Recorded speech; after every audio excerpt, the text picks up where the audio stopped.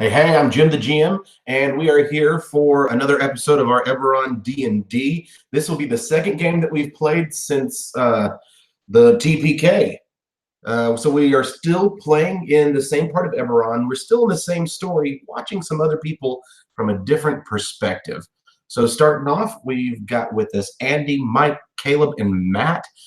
Guys, go ahead and introduce your characters. Tell us a little bit about what they look like, just so we can have that same image in our heads, and what's going on in your head after this recent little bit with the sewers. Let's go ahead and start with Caleb.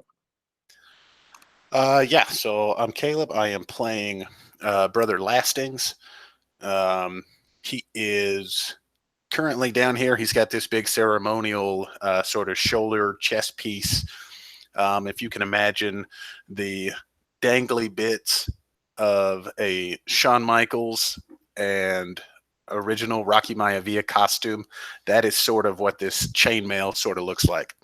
Big on the shoulders, dangly on the front, more ceremonial than protective. Right now, he's got his shield kind of ducked over his arm, and he's fiddling with something on on one of his fingers, and it sort of lights up.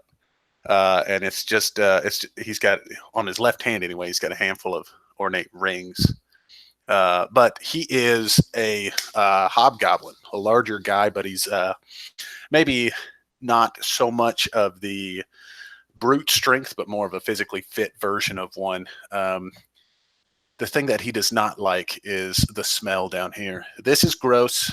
He is above this, but this is his job, or one of his jobs, so he's going to do it. So, but yeah, he's sick of rats, sick of sewers. Onward. Nice. Andy.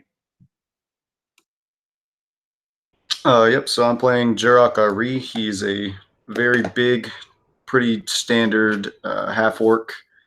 He is a barbarian, so pretty much clothing-wise, just a standard tunic on his lower half, but nothing covering his top half.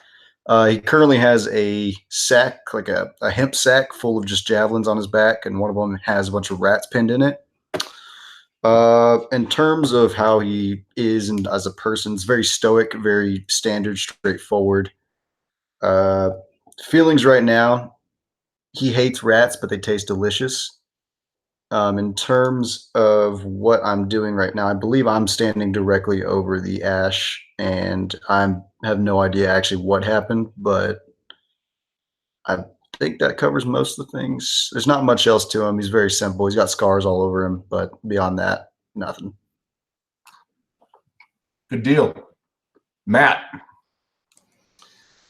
Yeah, I'm Matt, and I am playing Gearsog.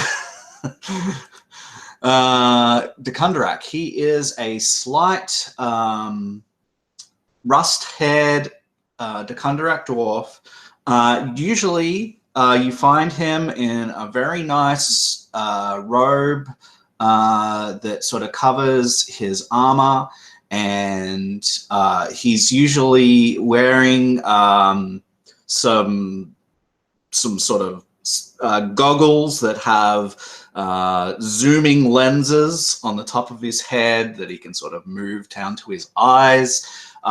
Generally, his beard is, his rust-colored beard is plaited and sort of very thin like he is, and sort of comes down, and then he sort of loops it up and over his ears and ties it at the back of his head.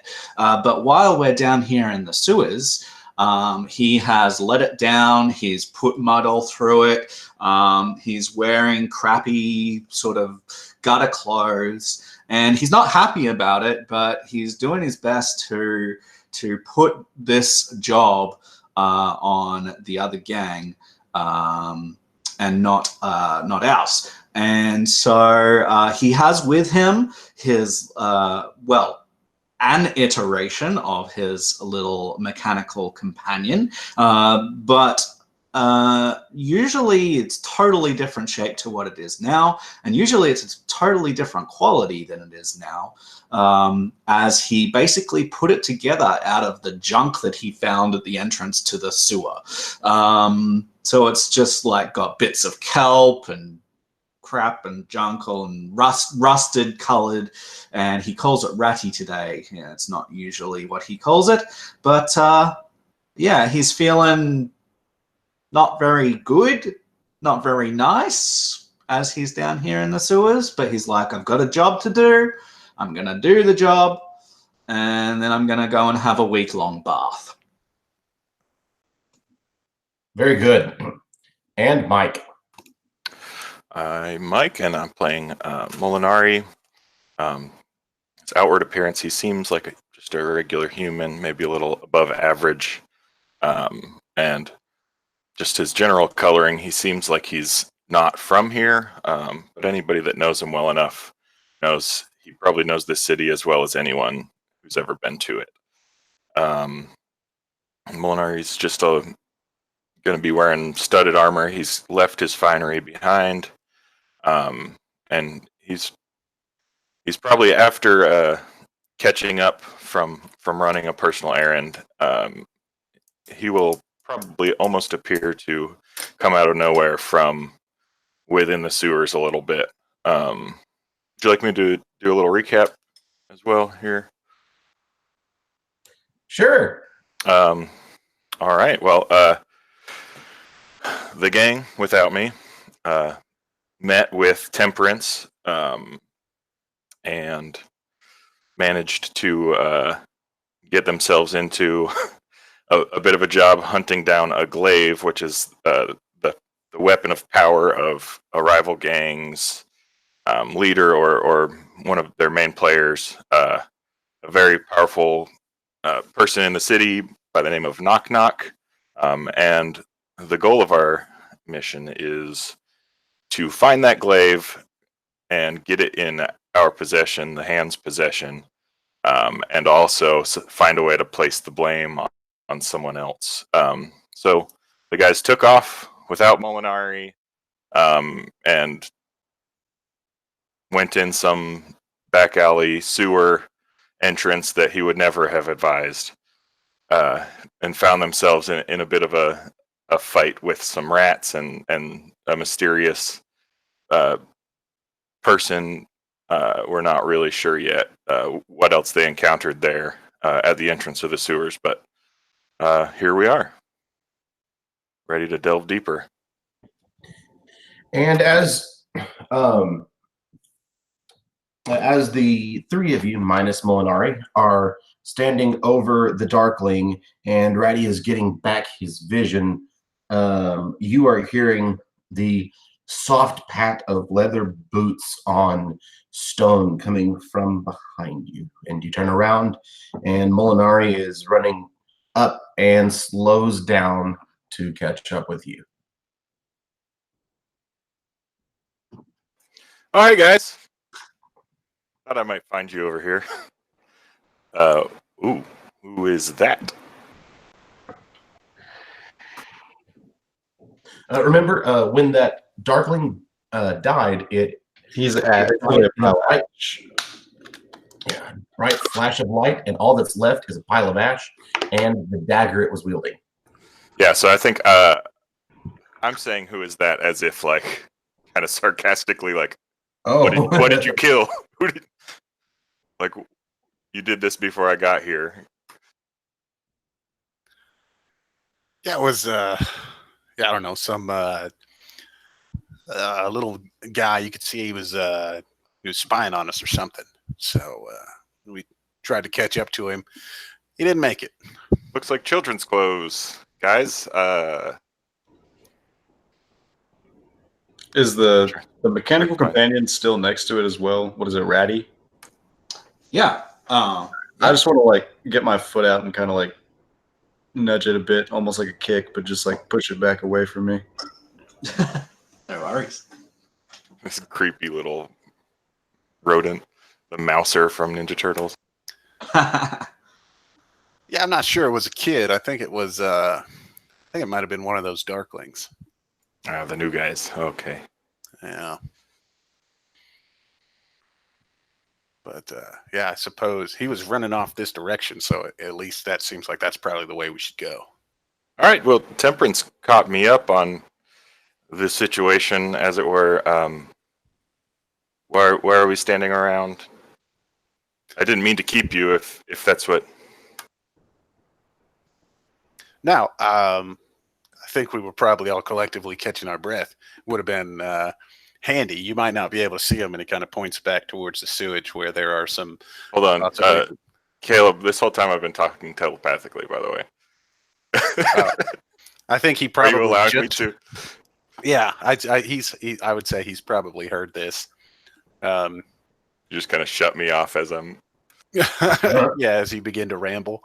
But yeah, he points back towards the sewage where there are rat bodies kind of slowly flowing with the sludge. Only a few. The rest of them are on a stick in my bag.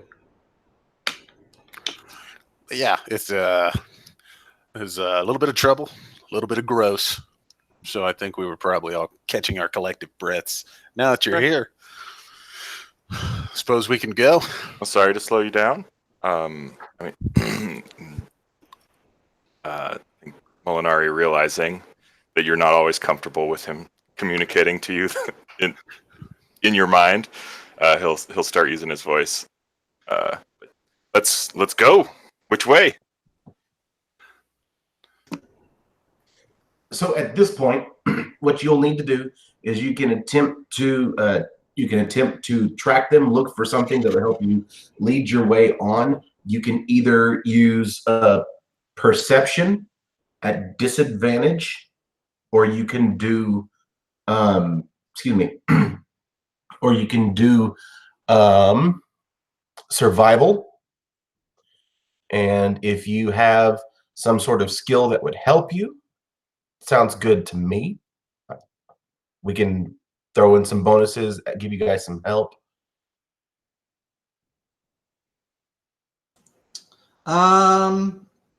I guess I would pull out my lantern of revealing.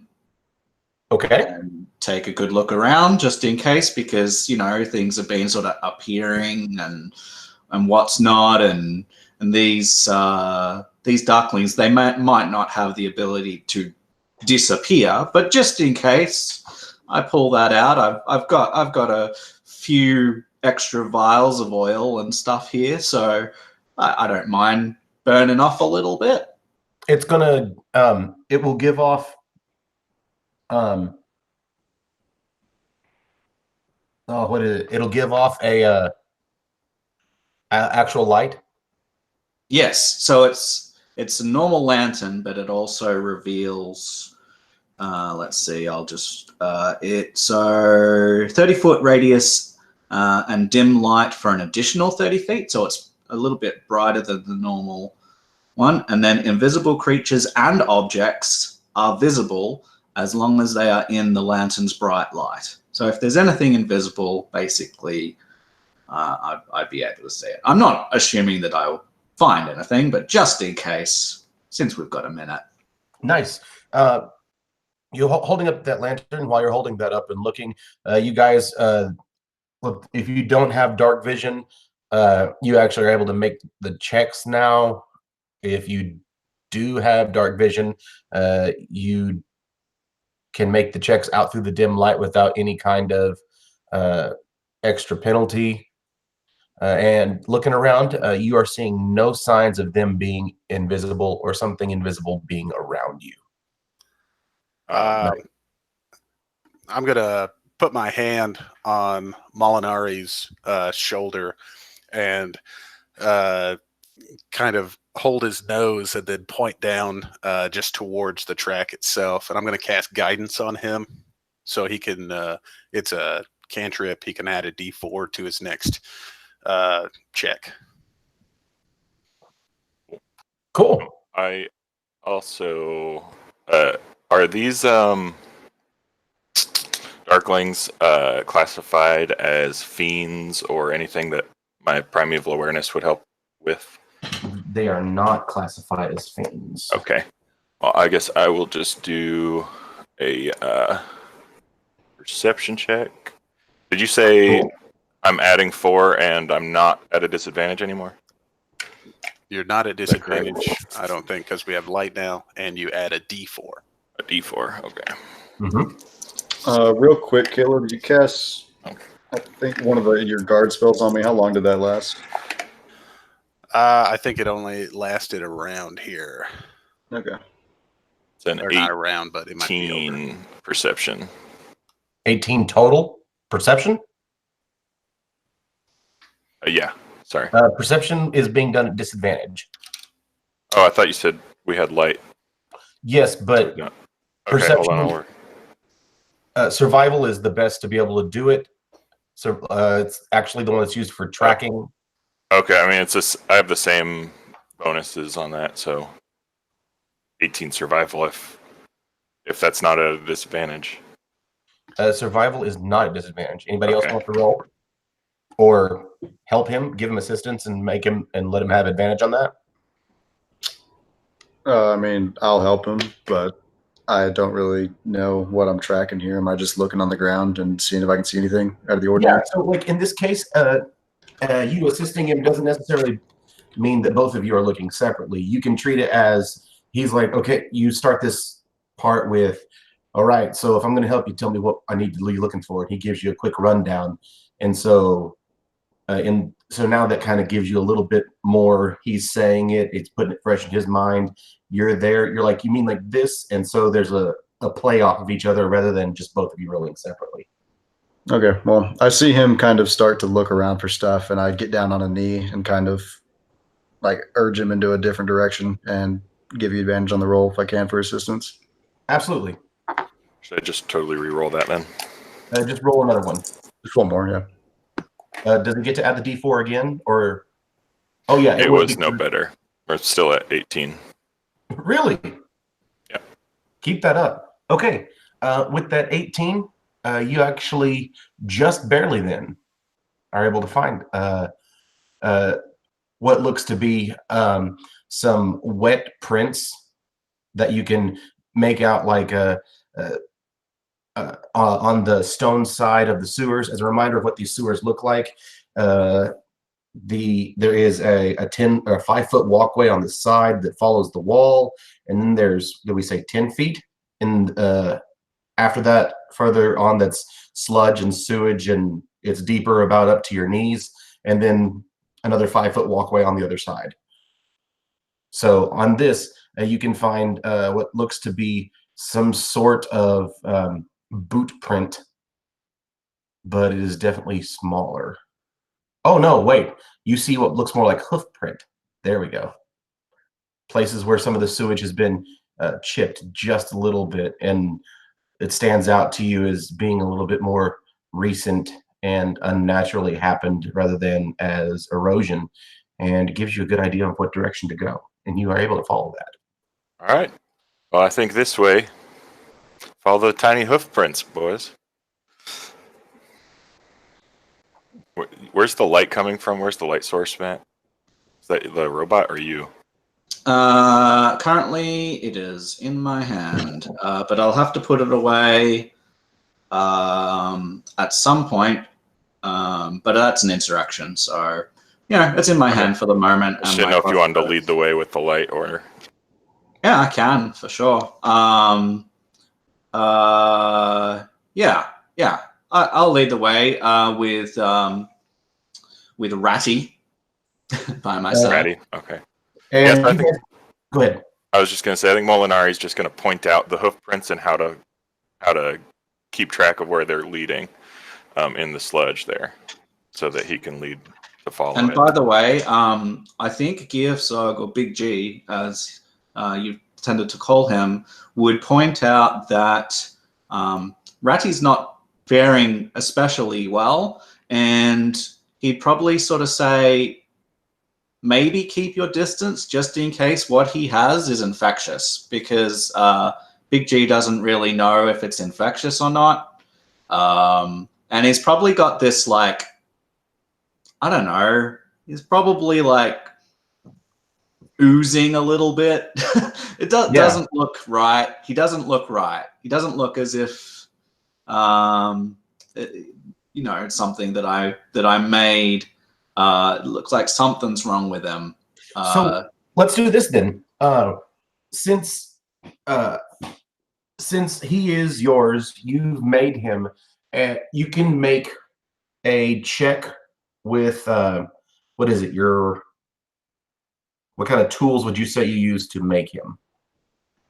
I have so many tools. In this case, I would have used mostly my tinker's tools and carpenter's tools, and probably because there's a little bit of iron in here, maybe like the smith tools. I have so many proficiencies; it's ridiculous. So then let's do this. You can make a let's see. Your first tool set that you mentioned? Tinkers, yeah. Your Tinker's tools? Let's say that's your primary tool for what you used to make him. Yeah.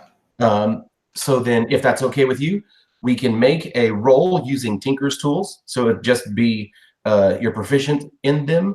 And this is a knowledge of what you used to build him. So would you say intelligence maybe? Yeah. And because you have other proficiencies and other tools used to build him, I'll also give you a +2 bonus. So you can make that roll. And with advantage and a +2 to see if you can figure out what's going on with him and if this potentially could affect others. How does 24 sound? It was a 25. No. He's immune to 24s. No, the 24, you can tell that this is odd. This is not something, as you've even been saying, it doesn't make sense that this machine is poisoned like this, is diseased. However, you know that based off of fighting the diseased rat, it really took the rat biting it and hitting it and attacking it to actually put this disease on it. And in fact, in other times, the rat had bit other of the PCs, of our other characters, and it didn't really affect them. It's affecting him. It's affecting Ratty right now, but it doesn't. You don't believe that it's going to continue on. Spread. Okay, so I just mentioned that is not looking especially good. And yeah, I guess in that case, I wouldn't say that he might be contagious, but just so. And then just a side note with you and some of you, and I think Caleb, you mentioned it. Would you like to attempt to take a short rest? I know that Gearsog, you can use mending. Does that count as magical healing? It counts as giving it hit points back, but it's going to take, instead of rest, it's actually going to take cure disease or higher. Okay. I will cast mending on it. So that'll give it back up to its lowered maximum hit point total. Yeah. But that's an entire minute or 10 minutes. When I cast mending, I'll check it out. Okay, so you guys have a minute. You've got 10 minutes, and that'll allow you guys to look around. If you need to take a potion that you may have, you can take a potion. You guys, if you want to look on ahead, something else to keep in mind is that your ranger friend Molinari does not have dark vision, and you guys, the other three of you, are very aware of this. So he's going to need some sort of light, because in darkness he's effectively blinded. So does he just bend down and start casting like a mending, like a heal spell almost on his little creature? Is that what he's doing right now? Yeah. Okay. It's a cantrip, but yeah. I'm basically, kneeling down next to it. Well, actually, I wouldn't need to. I'd just put my hand on it and you would see actually probably how it would look is I've still got the tinker's tools in hand, and I'm probably tinkering away, and you'll probably see sparks coming from the tinker's tools as I tinker with it and cast mending on it. Cool. Yep, and it's only 1 minute, so you're good. Oh, okay, cool. Just out of curiosity, does everybody else have dark vision? No, Yeah. except for Molinari. But yeah. All right. Cool. Yeah, then in that case, I'd probably walk over to Molinari and I'd look at him and I'd say, put your hands out to your side. Okay. And he'd be like, okay. And he'd sit there and he'd put a finger kind of right on his forehead and he'd whisper some words to himself. And then he'd snap his fingers and he would probably, at that, a light would begin to emit from whatever you're wearing. Are you wearing a hat, helmet, or anything on your head? No.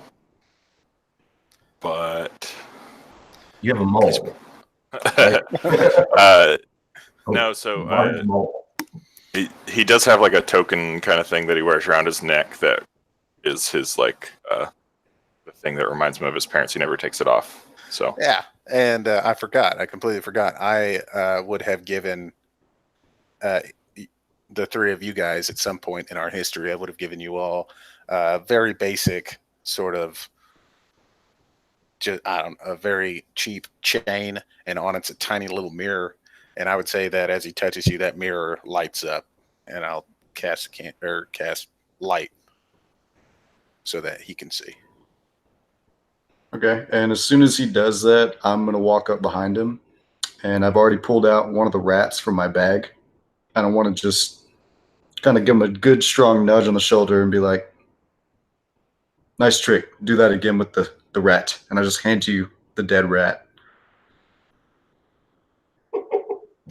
And I do not take the rat. I keep my hands down at my side, and I say, ugh, oof.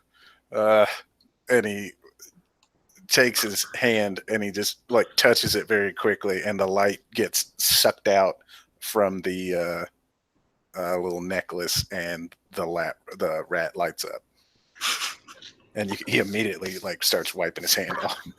Yeah. All right, I now have a rat by its tail like a lantern.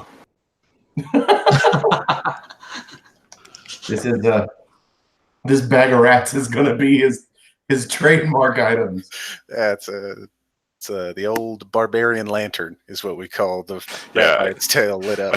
I think at that Molinari just takes a torch out and starts fiddling with a tinderbox, and it's like, oh, I'm glad I'm not holding that rat. So I'm also going to have a lit torch. I do like the idea that he could spin it around by the tail and throw it, and that we would have light somewhere. Like a little flare. Literally, If only just it was a bag still of alive. makeshift I mean, flares, just some makeshift flares, and just throw them. Die, devil bird! Cool. Well, you guys are able to move along. And let's see. Since you've got Molinari, who is the one following the tracks for you, since he found them. I'm gonna need Brother Lastings, Jarek, and Gifzog, excuse me, to make perception rolls. I don't know if it matters, but we said Big G was leading. Right.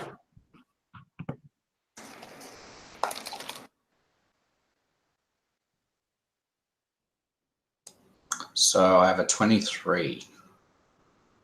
Ooh, very good. Let's see. When you roll a 19, It better be good. Right.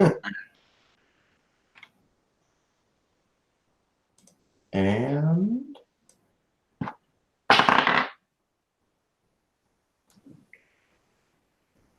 All right.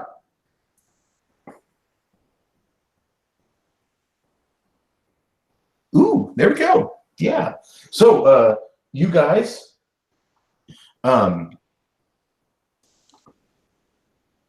do not realize until the last minute when daggers come flying at you. So if you guys want to go ahead and make initiative rolls, you are each going to be attacked by a dagger.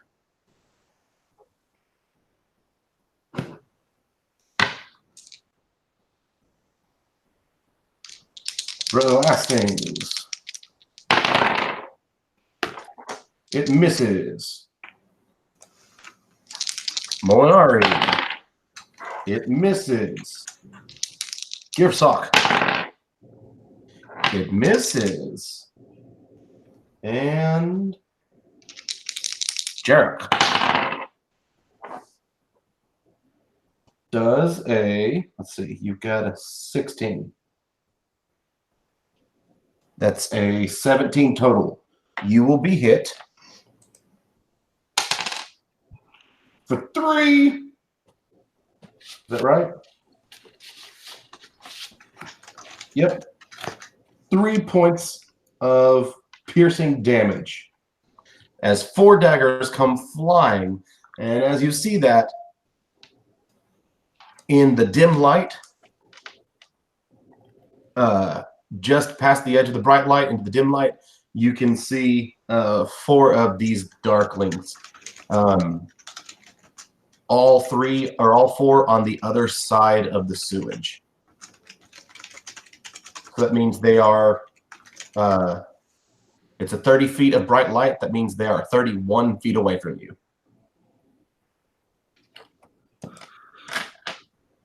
And then you wanted us to roll initiative, correct? Oh, yes, please. Yeah.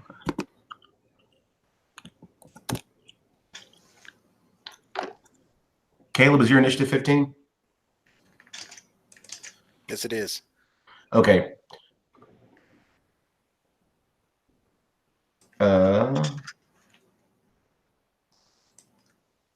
Giftsock, Jarek, which one of you wants to go first?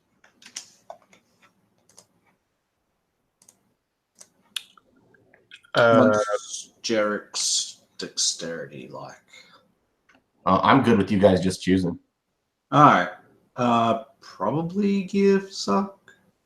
Guessing. Go for it. I got hit by 4 daggers. I don't know how I'd really react, to be honest. Oh, you only got hit by 1. Oh, you mean with the last time too? No. So 4 of you them said were thrown. 4 were thrown. I got hit by 1. Okay, I definitely heard. I Yeah. got hit by 4, and I was like, okay, well, Oh, no. You only got hit by 1. You each had 1 thrown at you. okay. Just accidentally stepped into the line of sight of all 4 of them. Yeah, I was like, okay. Well, no, I was really confused when you said 3 damage. I was like, well, one of those knives just really must have hit nothing. It was facing the other direction. Yeah, just built. Versus their stealth, do remember that if, for those of you with dark vision, you, in dim light, you still see things fine. In dark, you see things at disadvantage. For those of you who have regular vision, in dim light, you see at disadvantage. And at darkness, you don't see at all. And versus their stealth, they still beat you all. So that's why they got that round on you. And now we are at Brother Lastings. I think kind of hearing he was maybe not even paying attention. He might have been kind of still looking at this rat lantern, and he felt a thud on his shield, and he kind of peeks over the top of it and sees what's going on. And when he does, I guess I'll pull out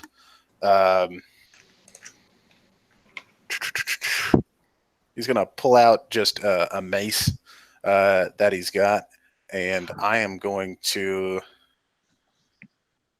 I guess, run up in the directions that it came from. Okay. After having attacked and you having dark vision, you can see them just fine. So it's going to take 20 feet of movement to get through the sewage, and then 10 more feet to get to him, or 11 feet. Okay. Is the sewage supposed to slow me down in some way? Yes. All right. Well, I have a ring that makes that not the case. Sweet. Because I know that you do that all the time. So now that I have this ring of free action, which means there is no difficult terrain. 15 feet of movement, 20 feet of movement. There it is. So it's 20 total to get to this thing? Yeah, to get to him. All right. Well, then I'm definitely going to, almost as if he is, instead of walking through the sludge, he's kind of running across the top of it. Quick feet. And when he gets up to it, he's going to kind of open the door, as he might call it, of kind of opening the shield up in front of him. And as he does, he's swinging the mace in behind it to hit one of these things in the face.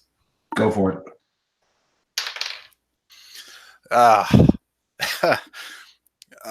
You do have your I know, and I would love to do it, but I rolled a 1. So I'm just going to kind of let this happen. So okay. So with that natural 1, you go running up, and we're gonna make this a little interesting. Make a Constitution save.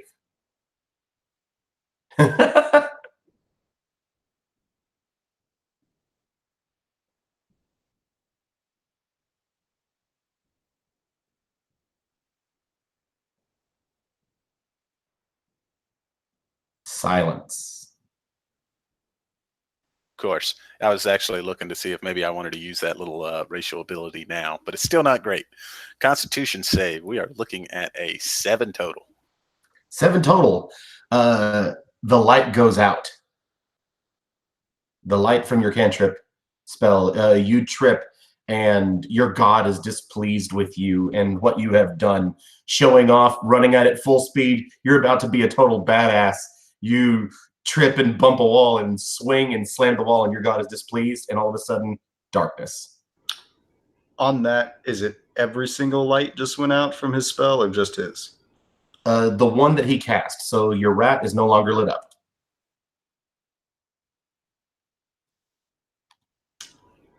You just ruined it. You ruined it. You ruined it.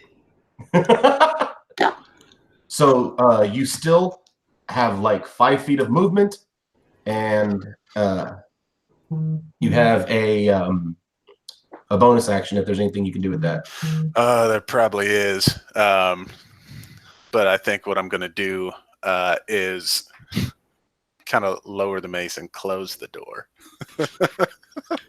And I guess he's probably going to sit there and await whatever might happen. Do you have like a tower shield or something? So at the top, yeah, I mean, I'm thinking traditional tower shield's a good way to put it. It's got kind of the W shape on the top that comes down and meets at a point at the bottom, except it's more rounded. So he's definitely hunkered behind it right now. So, Gifsock, you are up. Right. And the light's gone out, so I'll see at disadvantage. So making perception rolls, you will have disadvantage, but I still have a torch. So it says specifically, it is effectively lightly obscured. The effect is creatures have disadvantage on perception checks that rely on sight, and examples are dim light, patchy fog, moderate foliage. Right, so I can attack without disadvantage. Right. You can attack. It's just if they decide to hide, that's when the perception will kick in. Sure. Fair enough. Oh, so, and it's all dark. It's all black and white. Okay. And you said there's 4 of these things? Mm-hmm. Now, in the previous battle, we mostly fought rats. Did we fight any of the darklings? You fought a bunch of rats right off, and at the very end, there was a single darkling. Okay. All right. So, real quick then, I think I'm going to cast a spell. Do it. Here. Second, sorry. Because yeah, he doesn't really know how resilient these things are. And you know, everyone's afraid of fire, right? So what he's going to do is he'll get out his little welding torch, right? And he'll like interact with his crossbow, and he'll like start warming it with his little blowtorch, and it'll start to like, you know, flicker with the very cold red flame, and then it'll start to just all of a sudden it just flares from red to blue, and the little flicks of white, and I'm casting Arcane Weapon on it, which is my action. And it is now a fire weapon in addition to its other properties. I don't really have a bonus action at this stage, so I will. There's nothing. So where they're coming from, is there anything that might obscure them? Could I move to a better position than where I am now, just in case they like duck behind cover or something? Is kind of what I want to do. If there's what you can remember seeing before the lights went out is that this is just a long tunnel portion of the sewer. Right. Cool. And they're on the opposite side, right? Right. The only thing that could cause you anything to like being in the way is that right now you have Brother Lastings over there. So sure. Very good. Then that's it for me, I think. okay. Do you want to move or anything? They are 31 feet away.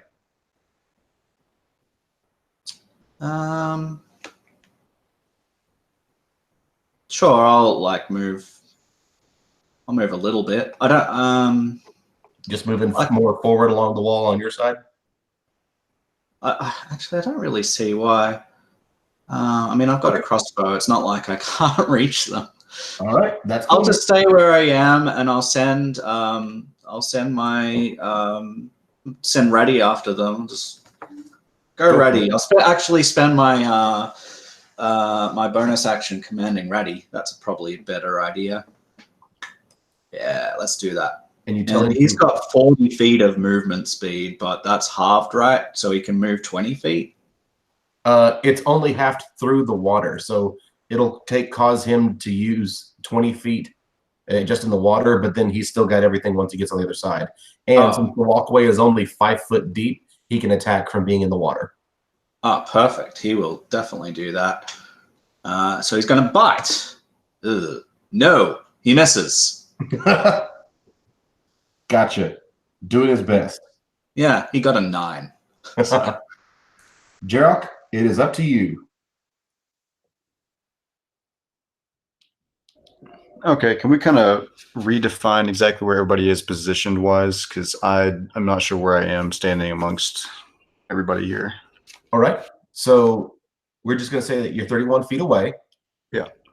Brother Lastings is across and in front of them. He is now at the front of the line of all the Darklings. The Darklings are in a line up along the wall. Just to be clear, the reason I was a little confused, I know he said something about a doorway, which is just meaning like the path directly in front of them. That's why I was a little bit there is not a doorway. Okay, that's why I was making sure of. No, there's nowhere for them to hide, is what he was looking for. Cool. And then 31 feet. Okay, so I'm going to just drop the rat lantern. I'm so sad. So I'm just going to drop that, and I'm going to put my javelin that was in my other hand away and take out my longsword instead. Okay. And since it's a little bit darker, I think Mike still has his torch, correct? Yes. Okay, Oh. so Yeah. I forgot about Mike's torch, so it's not dark. yeah, that's what I was making sure of. But so, Brother Lastings, I'm going to kind of just slowly walk up to him. I'm not going to run or anything. It's just going to be a pretty standard pace and just kind of post up behind him for now. And at that, I'll probably just end my turn there, honestly. Because you said he's exactly 30 feet? Or he moved his full 30 to them, or at least somewhat to them? Yeah. Okay. And I don't have his ring, so I can only move half that. That's why I was saying moving slowly, because I'm in whatever guck is there. And they are going to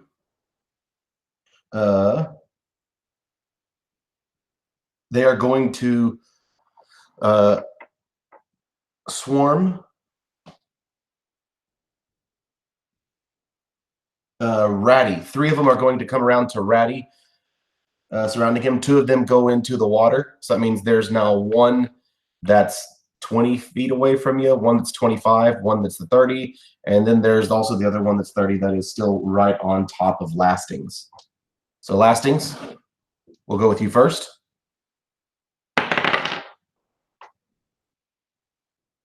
And that will miss.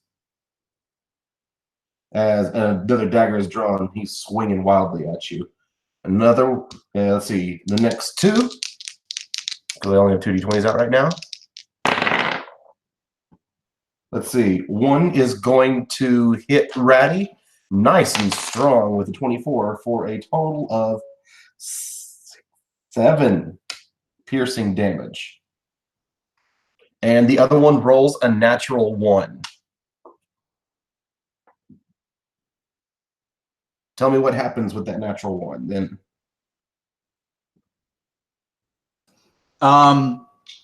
The attack. Yes. So the second Darkling, or the third one attacked Lastings, missed. One attacked. Okay. So one more Darkling to attack. Melee or ranged? Did they attack Ratty? Melee. So when he attacked, he struck, but sort of his hand went into Ratty's mouth, and he's contracted, or he has to roll against the disease. Okay, I can do that. That sounds fun. And he will fail. Cool. He's diseased. Let me go find what that rat does. And the disease. I may as well make use of it. Yeah. Cool. Got a sludge bomb. He loses 3 hit points and his max HP goes down by 3. Sounds good to me.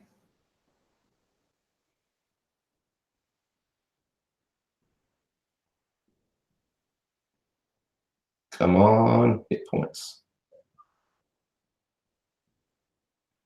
Got it. And 1 more against Ratty. That will also hit with a 23 total, dealing 6 more points of piercing damage. Okay.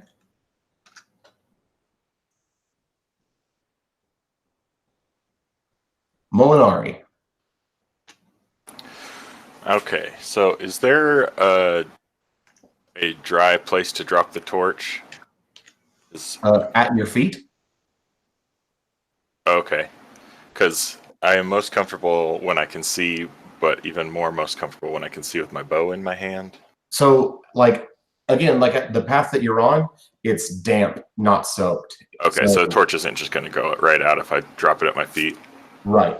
Okay, I'm going to do that and take aim with my bow. At the one that is least obscured from where I'm standing, because I assume I'm still the furthest back. Yes, but they're all in some state of being obscured. Right. Either by they either have lastings in front of them, they have Ratty in front of them, but the one that's close to you that's Ratty is half in the water, so he's still going to be lightly obscured, or he'll have half cover because you only can see half of them. I'm still pretty confident that I can hit him. So whoever you attack, you have they have +2 AC. Okay. I guess the one near Ratty. He seems to be the most effective so far. I need to roll disadvantage. No, they just have a +2. They have higher AC. Okay. Yeah, I keep track of that for you. That is a 29 to hit. Yes. Okay. You roll like an 18. 19. For 18 damage. 18 damage. Yes, sir. All right, I'm going to need. Oh, sorry. I forgot to mention one of those dice that I rolled. I needed to take a bonus action. Is dropping the torch a bonus action? No, that can count as your incidental. Okay, so I am using my planar warrior ability to add force damage, 5 force damage, and then 13 regular damage, piercing damage, I guess. All right. So you hit him. It begins to push him back, but in the middle of pushing him back, you watch him explode in bright light, and that will require and turn to ash. His dagger dropping to the ground. Brother Lastings, Jarok, and Ratty all need to make Constitution saves. Is it possible that when I said that I closed the door earlier, that would have shielded me from this? By bringing the shield back in front of me? So that's a feat. Okay. And so the only reason. So I'll do this. I'll give you a +2 on it, since effectively you're lightly obscured from, or you have half cover from it.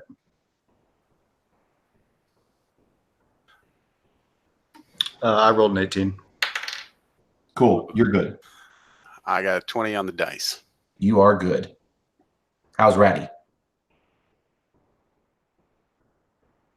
Ratty is affected by the blind. All right. So he is blinded until the end. Until the end of Ratty's next turn. Okay. This is borderline animal abuse. Except he's not an animal. So Yeah, I mean, does he don't know have what it eyes? Yeah, I don't know. Does he have a life force? No, there's no life force. It's a machine. Okay. Its optical receptors have been Optical receptors. Sensors are down. That brings us back to the top of initiative. Brother Lastings. Wait.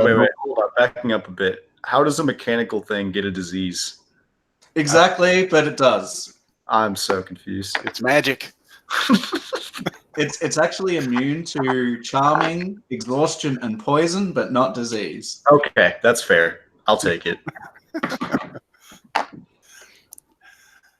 So if we're getting back to my turn, one of the guys the guy that popped, was he one of the ones that was near me? No. So to put it into perspective, 1 is right in front of you. 2 was right beside him, or right behind him along the wall. In the water beside him was Ratty. 3 and 4 ended up making a triangle with number 2 around him. So the only one that's within reach right now is number 1. Number 3 and 4 are both 10 feet away. All right. Well, I'm going to open the door and try again on number 1 here. And just so that we're all on the same page, opening the door is him just moving. Yeah, it's just him. Ding dong. Yeah, exactly. You got it. All right, this looks like a hit to me. 15 on the dice with, so it's 19 total. It will hit.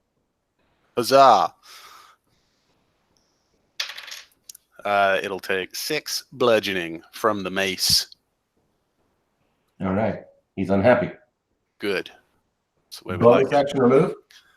Yeah, I will. As I hit this thing, I will close the door, and as he does, he's going to kind of turn around, and he's going to put the "kick me" sticker on the front of Jarok here, and hit him with what is this thing? Shield of Faith, adding 2 AC. Cool. Gift sock. Go ahead. And the last thing I'm going to do is I'm going to look at the back of my shield. Okay. Gift sock. All right. I am going to shoot one of the darklings that attacked Reddy. Cool. Go for it. All right. We have a 16 to hit. You will hit. Okay. So, where's that dice? There it is. Okay. So, it's going to be 11 piercing and 6 fire damage. All right. I need the same 3 to make another con save as this explodes in a flash of light. Looking at the back of my shield, does that help? Yes, seeing that it's working, I'll give you a +5 to it now. You're intentionally realizing what's happening and trying to fight it off, trying to work around it. Apparently he's very proud, and he's like, guys, do this, and I got an 8 total. 8 total. You are blinded until the end of your next turn. In your attempt to figure it out, you're like, wait, this is working. And you open the door and you're like, hey guys, you should Your god is still angry at that natural one from earlier. And all right, and Jarok, you're fine. How is Ratty? Reddy's fine this time, but he's still blinded. Oh yeah, until the end of this coming turn. Right. So Gift Sock, you just killed one. You have a bonus and you have a move. Right. Now, does Raddy's repair action on himself count as magical healing? I don't think it does. Because you think it does? No, I don't think it does. Okay. I was like, I thought that was funny.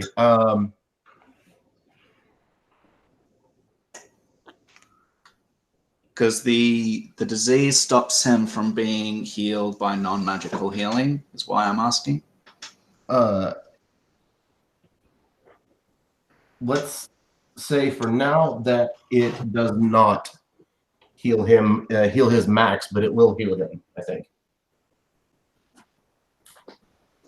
Okay, then I will, as my bonus action, ask him to repair himself.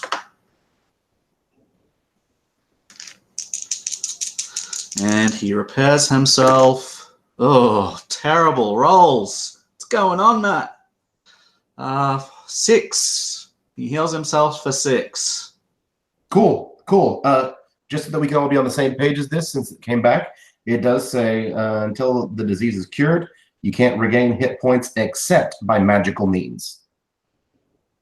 So natural healing won't, like if somebody ends up getting bit or on his own, he tries to heal himself on regular, like that's the only way he can heal. But let's say that you, Gearsock, you had been diseased as well. Natural healing overnight, spending a hit dice, you wouldn't gain any hit points. It has to be magical healing to regain, and the only way to change your max HP back to regular is by curing the disease. That's fine. Thank you. Cool. That puts us to anything else that you would like for Ratty to do right now? He can't do anything else. Okay. Jarok, there are two left. One looks really hurt, and the other one is in the middle of the sewage, ready to continue attacking somebody. You can tell it's looking around at everybody, and its eyes get brighter in this. Like every time that somebody explodes, its eyes go wide, and it's looking more along the lines at the other two that haven't come across yet. The two that are firing away and just dropping them. I know that there's one directly in front of me because of Brother Lastings, but how far is the other one from me? They're both 10 feet away from you. About 10 feet. Okay. Well, I was already directly behind him. I see him get blinded. I don't know. You said he like looked up from his shield and got blinded from it. Mm-hmm. Okay. So as I see him do that, I just want to push him out of the way, like to the right a little bit, and then just attack the one that's directly in front of him. Just like a walking, like power walk, and just shove my sword through its stomach. Cool. That's cool. You just won't be able to in your turn there. In my turn, where? In his place. You can move. Oh yeah, no. I was just like a small shove, like 5 feet in front of him. Yeah. Cool. Just give it like a really disgruntled as I push him, and rolled a 17 total. That will hit him. Cool. 8. And 7 damage. Wow, it's got really loud. Yeah. Oh, I'm sorry. I don't know what happened. 7 damage. You said 7? And he explodes, and the three of you need to make that con save again. So a blinded creature has to be double blind? No, so sorry, if you're already blind, you don't have to make that save. All right, cool. Ratty's fine. Ratty has to make it again, but Ratty's fine. Cool. I rolled a 19, which is a 22. Cool. So the only one who is blinded right now is, there we go, is Brother Lastings. And the last one, you just hear him shouting out in Elven, or Elvish, if you understand it. He is shouting, "For Mrock." And he comes moving around Ratty, right into the middle of the three of you, and he's going to attack Brother Lastings. Which I think gives him advantage. Yes. Yes. So a 25 is going to hit you. Yes, it is. For a whole whopping 7 points of melee damage, or of piercing damage. Did he walk past me to get to him? Because wouldn't you have to kind of like go behind me to do that? No, because you didn't say where you went, and we said you couldn't stop in that space. Yeah, he would have gone back to where he was. Okay. Yeah, I mean, That's fine. So, I mean, if you would have gone forward, he would have come around the front side of Ratty. If you would have gone back, he would have come around the back side of Ratty. Yeah, I was just making sure. And with the rest of his movement feeling pretty gutsy, and this is the only one who hasn't been hit, he is going to attempt to use the other 15 feet of his movement to run away. Ratty will get an attack of opportunity. Are you sure? I don't think he gets an attack of opportunity. I guess he has a reaction. We don't have rules for this. Okay, I will take your ruling. He's gonna get a 21. and he does 6 points of piercing damage. All right.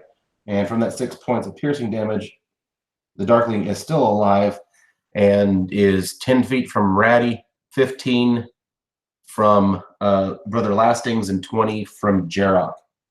Molinari and Giftsock, you can fire away like you're doing. So Molinari, you are next. Yep. Go ahead and fire on him. Are you using your bonus action on him too? Yeah, why not? That'll be fun. See if I can extra kill him. 18 to hit. That'll hit him.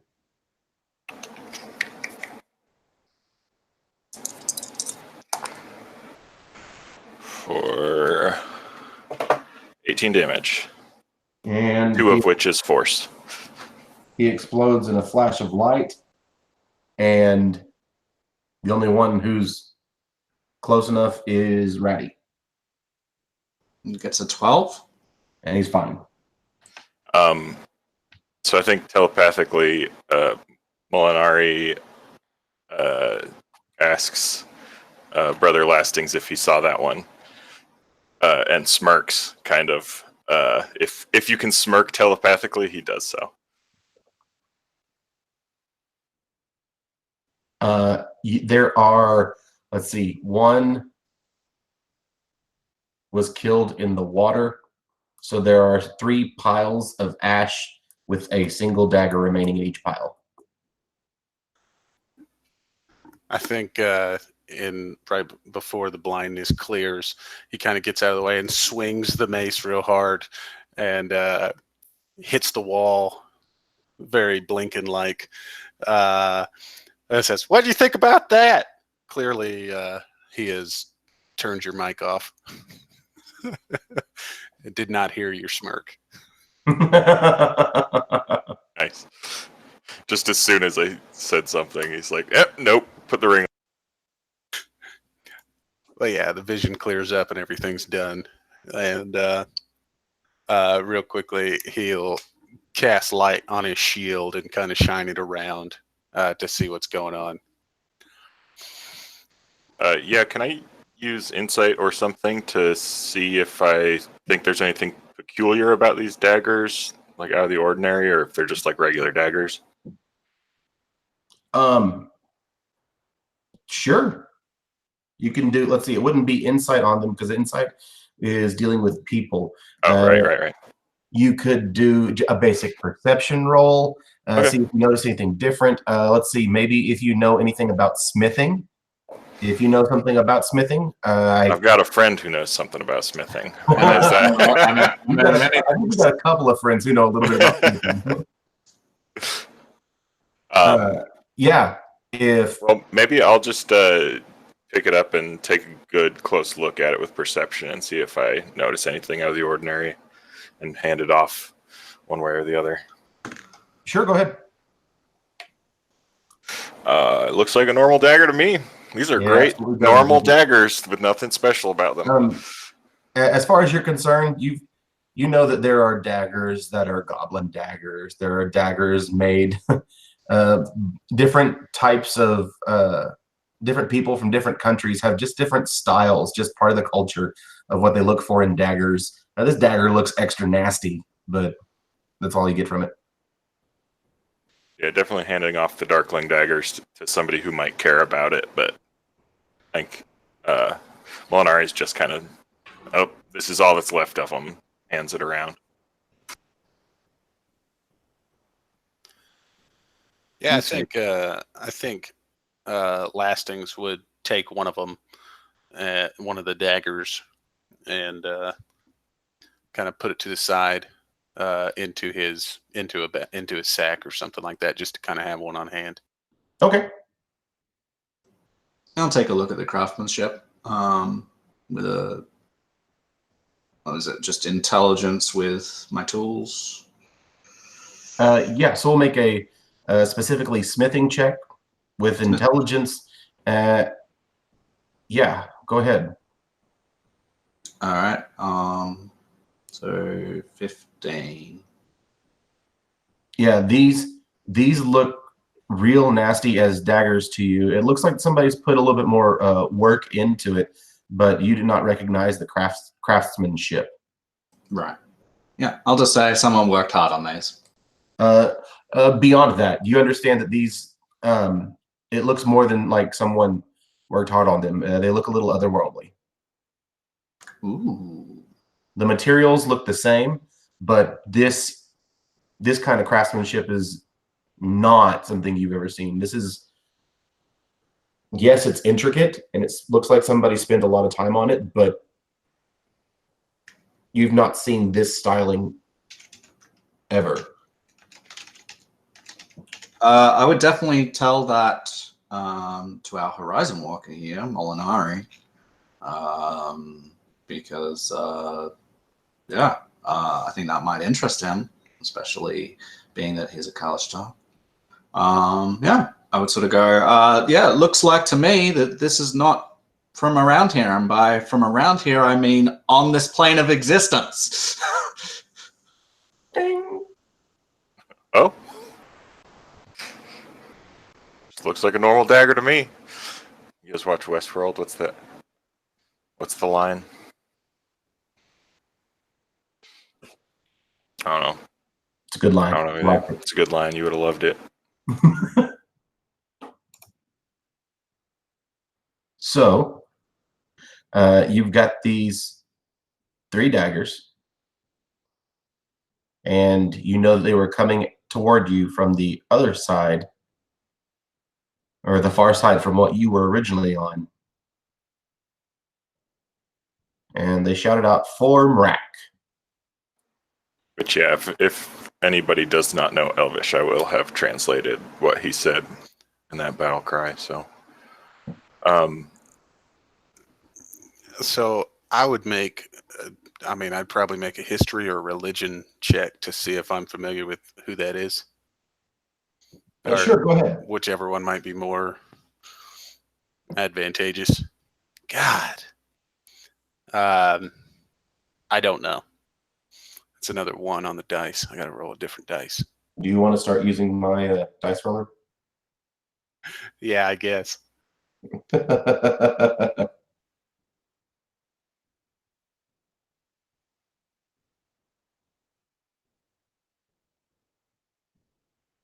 You have no idea.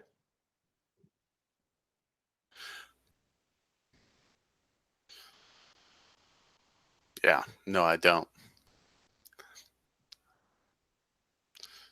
So yeah, Lastings would kind of look and say, so I guess we're moving on. Seems like they're coming from this way, so.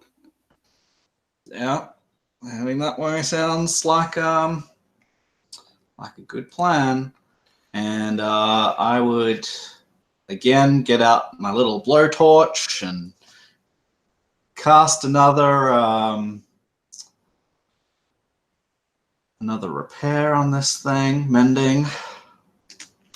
As soon as I see him do that, I pull out my second to last rat and hold it back towards Brother Lastings in the exact same form I had it originally. I think that Molinari might reach forward with his torch and offer to set it on fire. My torch didn't go out. His light spell might not last. Wait, are you actually tilting right now? Yeah, he's offering the torch to you. I'm gonna kind of pull away for a second, be like, no, not snack. And then back to Brother Lastings. You visibly see Lastings sort of shrug and his shoulders droop. He was hoping that you'd allow him to. And he kind of walks over and he looks at his shield, which is just illuminating this cavern beautifully. And he's like, ugh. And he very quickly touches it, and the light blinks out on his shield, and the rat lights up, and he. It's best to keep Jurok happy if we can. You're basically a walking lighter for me. Yeah, who needs tinker's tools? Do you guys want to attempt a short rest? I don't think so. Do I need to, or should I roll survival again to see if there are tracks leading any specific direction, or is there just like one way to go that they came from? Right now, there's just one way for you to go. Okay, cool. I say we move on, unless anybody's tired. Did you say that this disease was 1 minute? As well, was that something that I heard, or was it a day, 24 hours, or something? I think every 24 hours, I roll Oh, another d6, and his right. maximum goes down again. Got it. it stays until it's cured. Or until I disassemble him and make it out of something else.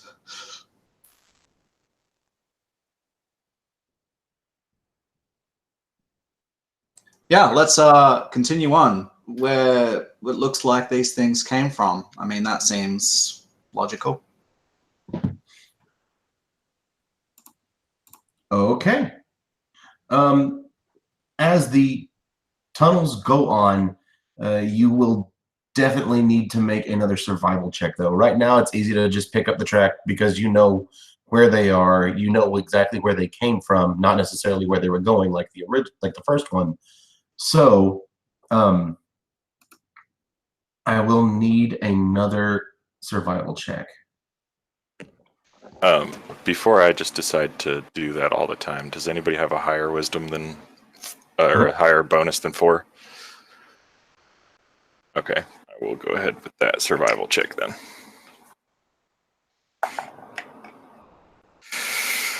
Somebody else should have rolled. That was 9. Can I continue helping him on this? You can, but it'll only allow him to re-roll it as if it was the second dice in the advantage, or you can roll it yourself. Are you leading right now, or is it still? Well, I don't even. I assumed I was middle of the pack with the torch. Let the people with dark vision. Okay, jump so ahead I'll of me, probably.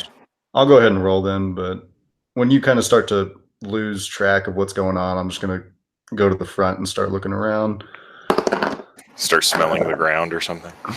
I'm gonna like pretend the rat's alive and kind of like point it around.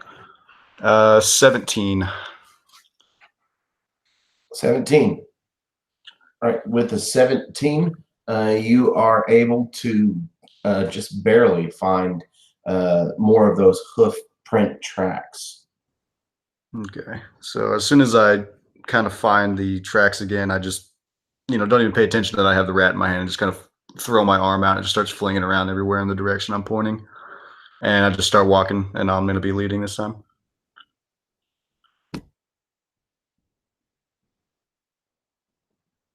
All right, so you guys are coming up to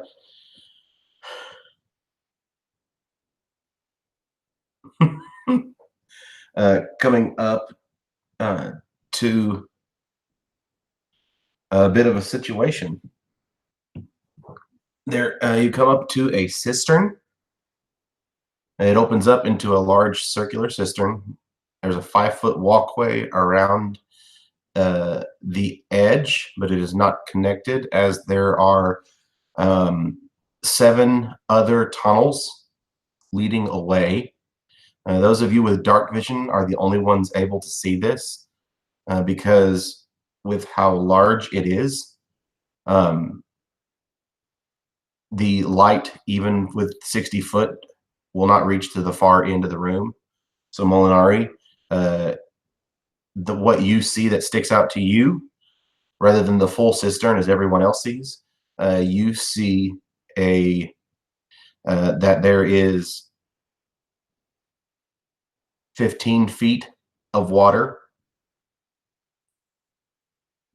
and then past that is a big dais in the middle of the room, raised up out of the water.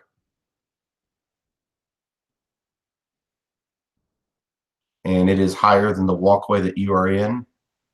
Your first assumption is that you want to get up on it, you're going to have to climb up to it.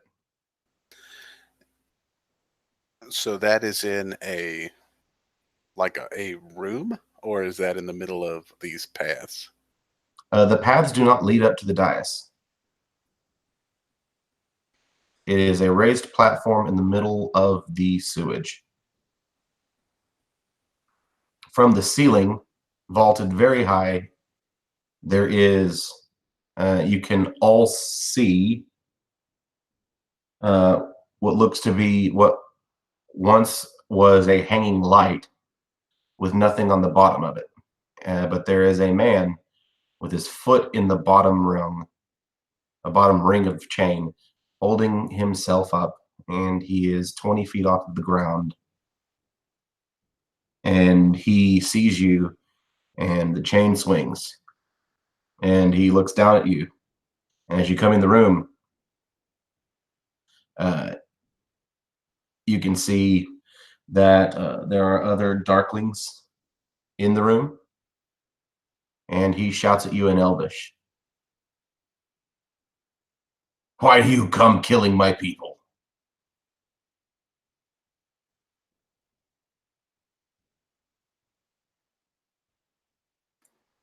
Does anyone else know Elvish? Yeah, but you don't know that. Nope.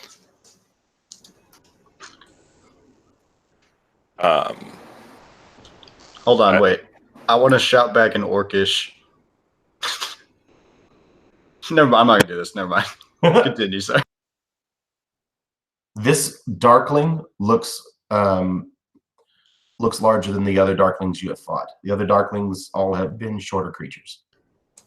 Actually, wait. No, I do want to do this. I just want to shout back in the exact same way that the other creature did it. I don't know how to pronounce it. Is it for Imrak? Mrak. For Mrak! That's all I do. And I just hold up the rat light like a victory. And I want to see if he reacts in any way to that.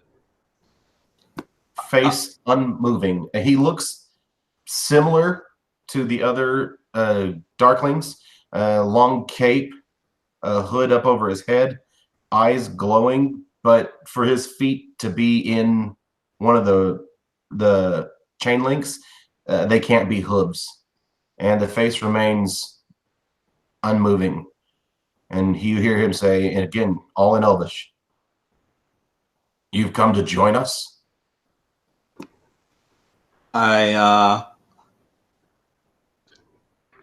We're gonna be the biggest darklings ever. That's what I know. I just That's want to. awesome. I just want to turn around and kind of look back. I don't think I'm smart enough for what's going on here, so I just want to.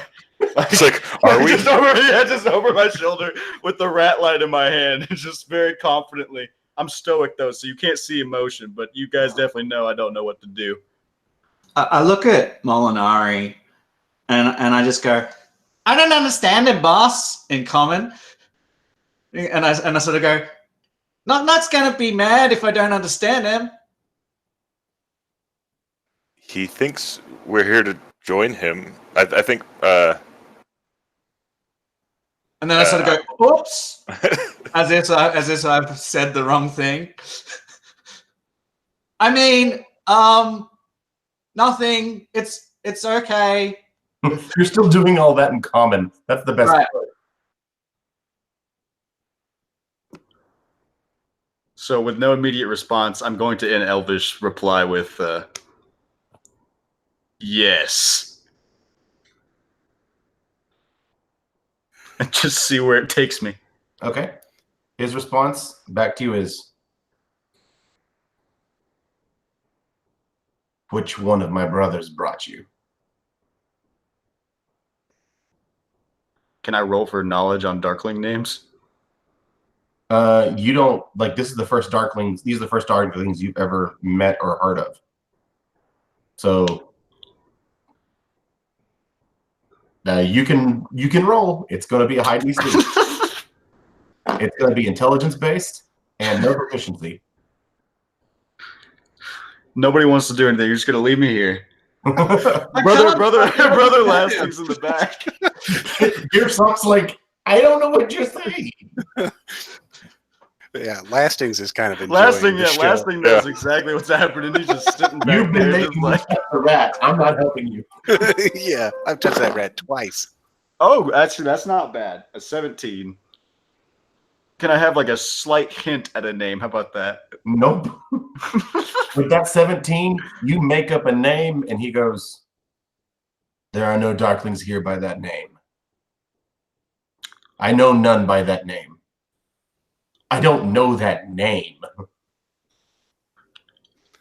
And he continues to swing by the chain, not like forcibly swinging himself. It's just there's a slight swing. What do you really want? Hi. And you see him reach into the sack, and he pulls out a tome. He says, "Do you guys have a?" And he's saying this all in common. Do you guys have a minute to talk about Onatar? We're just down here.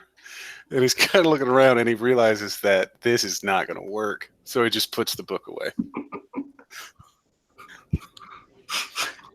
Sorry, I'm making faces. His faces is unmoving. And so he'll jump in Elvish and say, so something was stolen from a guy. Is a mighty weapon, and our search has led us down here. Is there? I mean, do you have any idea what I'm talking about? Describe this weapon. It's got a long handle. On one side, it's got like a blade. On the surface, they call it a glaive.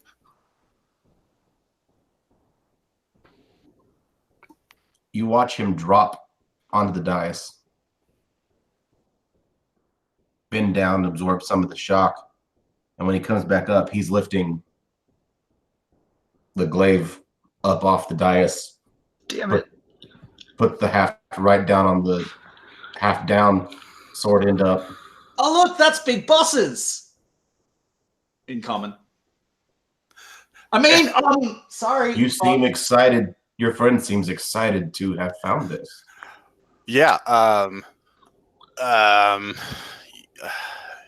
Yeah. So to translate, he said that belongs to the boss.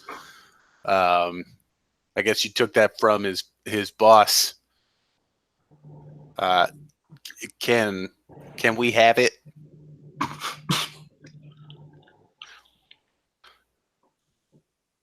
No.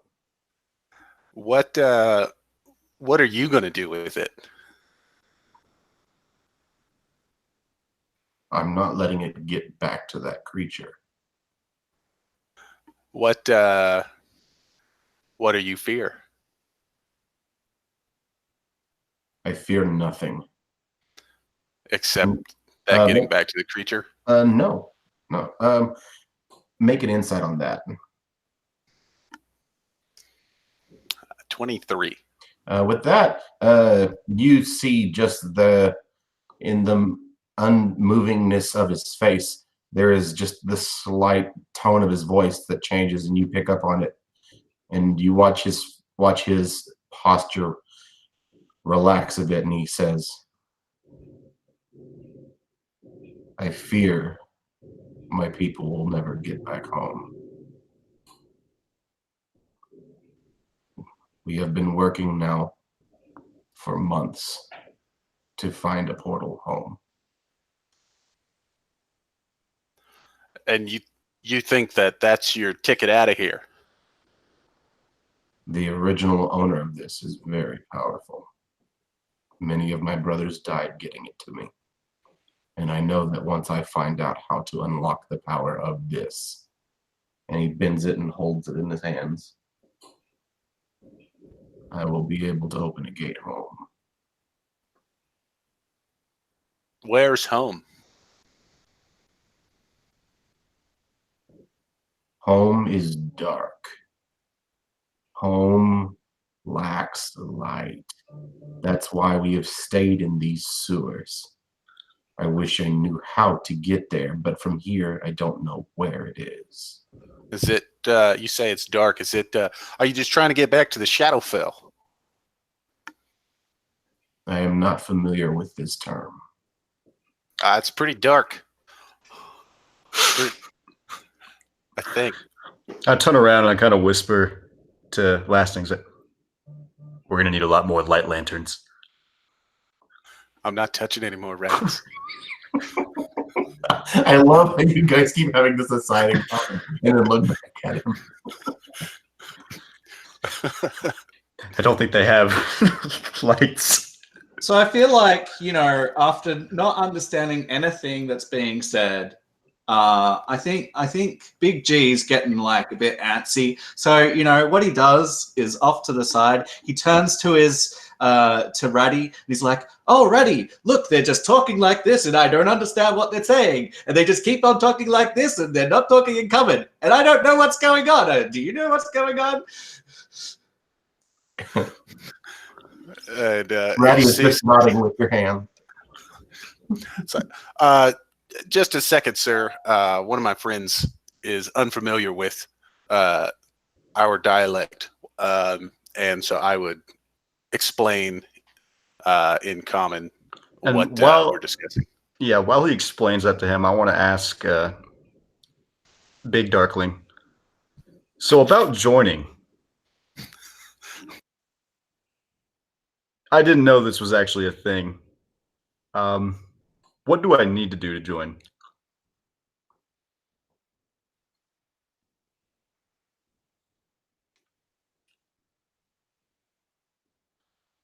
Let's see. He's going to roll an insight on you to see if he trusts you.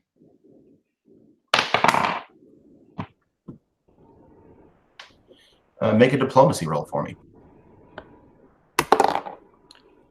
That's charisma, right? Mm-hmm. 14 with -1. Okay. He does not trust you right now. Yeah, that's fair. He's not. You're not doing so poorly in the conversation as to make him hostile, but however, this line of conversation is not necessarily working. Okay.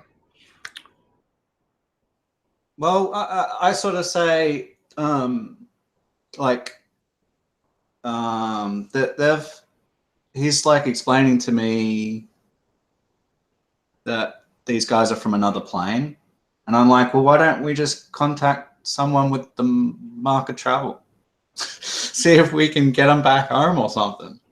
Like, surely there's someone in the city. Do I happen to have contacts with someone from that house?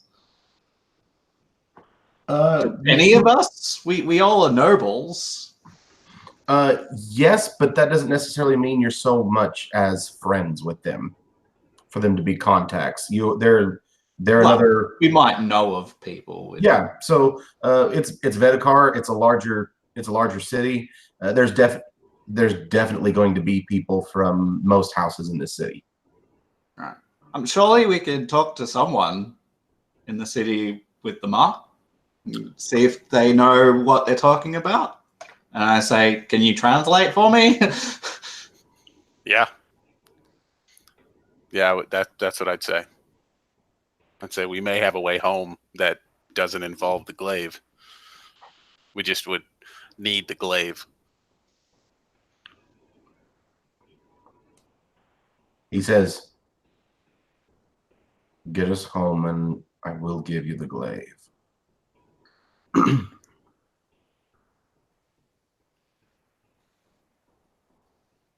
Wait. Stop. And he leans both hands, holding onto the glaive. Who are you?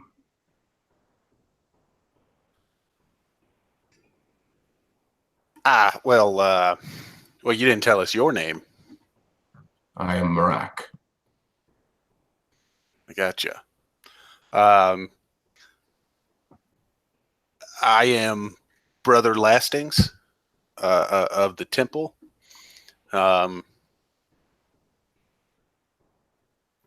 My friend here, he actually works for the group of people that you took the glaive from. Honestly, we came down here with just the intention of finding it. We did not mean to kill anybody. We were attacked by them first. So we were just defending ourselves. So forgive us, please. We're sorry. The loss of life. I understand. Yeah, and I want to chime in at this point and be like, not sure if they died, but they exploded. As a bright light. Maybe they went home. Maybe a better place. Yeah. Yeah, maybe that's how we could get you guys home. First, make a deception roll. Does he have advantage because I helped? No. Oh boy. All right, not that one, because that's rolled once. Let's see. I got a 7. Yeah. So he says, you came here to get the glaive. I don't believe that. I believe that you came to take Knock Knock's glaive. I believe that you do not work for Knock Knock. And either way, I would not want him or that bitch having this.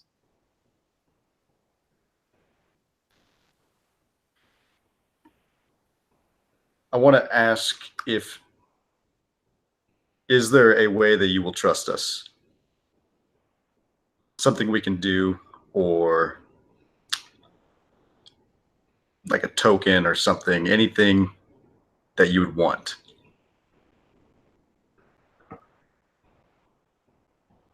As I said, get us home, and I'll give you the glaive. Yes, but if we get the glaive, we can help you get home. We just have to finish this task. And that's why I'm asking if there's any other thing we can do in the meantime to gain that trust for you to give us the glaive. Make a diplomacy at disadvantage. And by diplomacy, you mean? Persuasion. Thank you.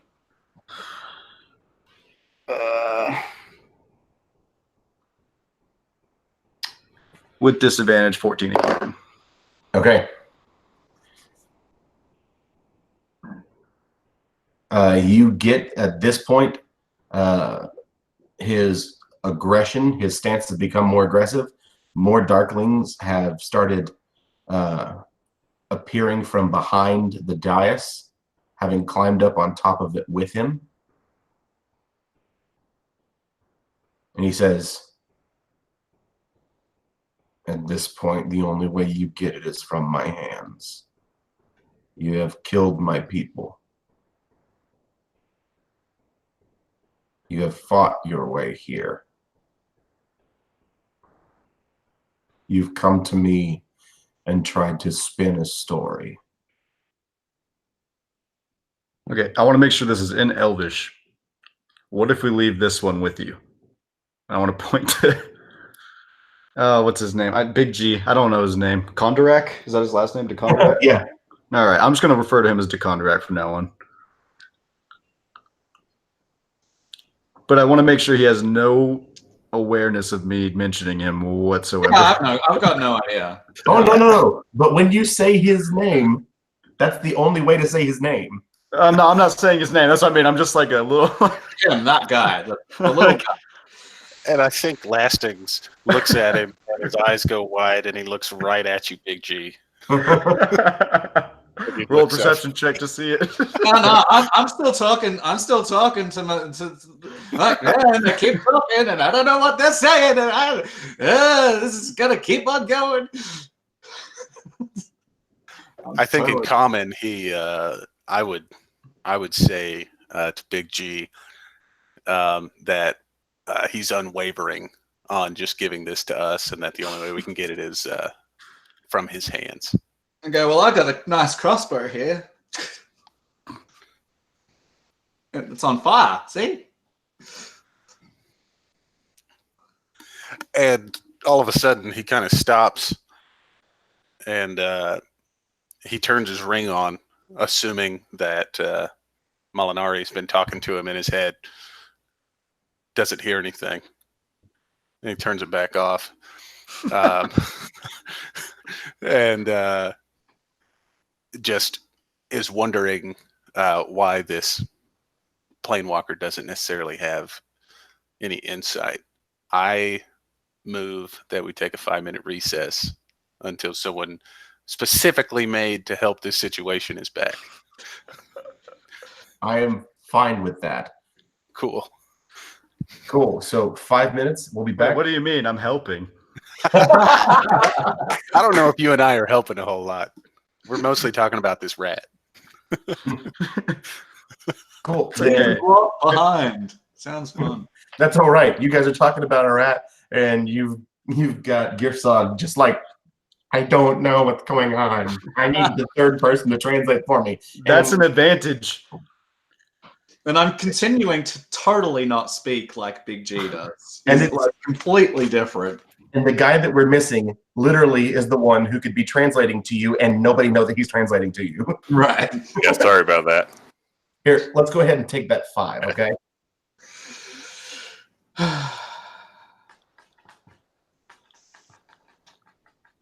Right.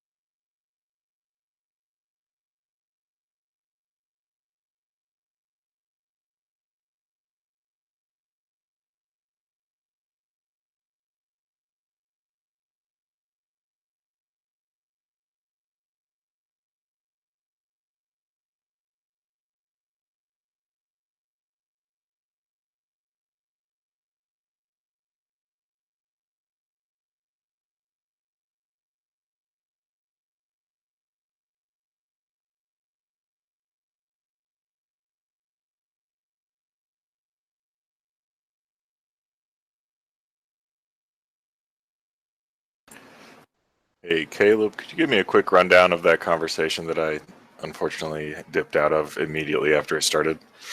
Yeah, basically, the Darklings are speaking strictly in Elvish so far. I've asked them a couple of questions. Told them we were looking for the glaive, that we had come down here, sent to find it. They said that they have it, and the guy who's holding it, he is Imrak. Or Mrak. So that guy that was there is that Mrak, Yeah, guy? Mrak. Yeah, and he is clearly holding the glaive. Yeah. Okay. Yeah, he's holding the glaive. He said that he was going to try and use, once he figures out how to use the glaive, he could use it to take everybody home. They said they're not from here. I asked where home is, and they said it's very dark. I asked if it was the Shadowfell. The answer was no. The answer was they hadn't heard that name. Oh, yeah. Not that it wasn't the Shadowfell, but that they were unfamiliar with what that was. They might just call it something different. It's possible. Yeah. I think. Yeah, go ahead. The only other thing I was going to say was that he has sniffed out that it is not that we were sent down here to find it, but that we were sent down here with the goal of taking it, and that the only way we would get it was from his hand. I think Big G is looking to maybe draw in the air or on the wall the symbol of the greater mark of passage, and say, tell them that they need to find someone with that mark that I've just drawn, and that person will be able to teleport them back home. And draw it. Is that true, or is that just what? Yeah, it's true. And greater mark of passage. Passages Has the circle of teleportation spell, which should get them home. I think. Maybe it doesn't. I don't know. Maybe it's this plane of existence. I'll have to look up the spell. 1 second. Maybe I'm lying. Let's see. Let's look it up. Circle of teleportation.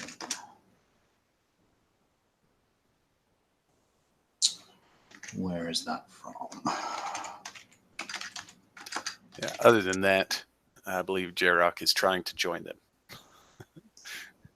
He's trying to join them. Perfect. Well, I think he's inquiring as to how. Like, that sounds cool.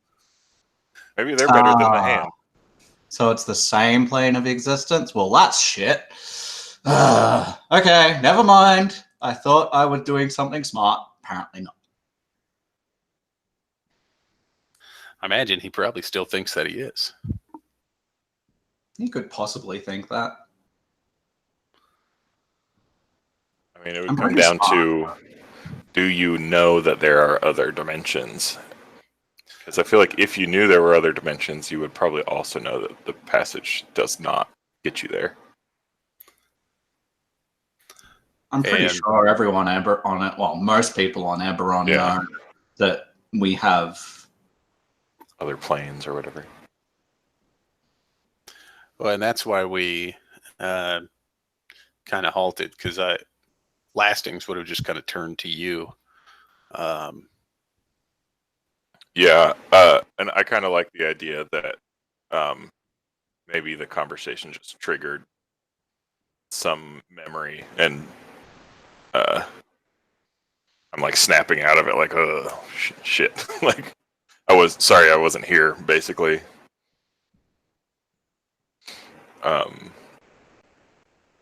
Because I definitely would probably know. Like, I feel like maybe even talking to him, that might be somewhere that I have accidentally gone before or something, but I didn't stay there or didn't. I don't know anything about it. It's just something I may have had a glimpse of.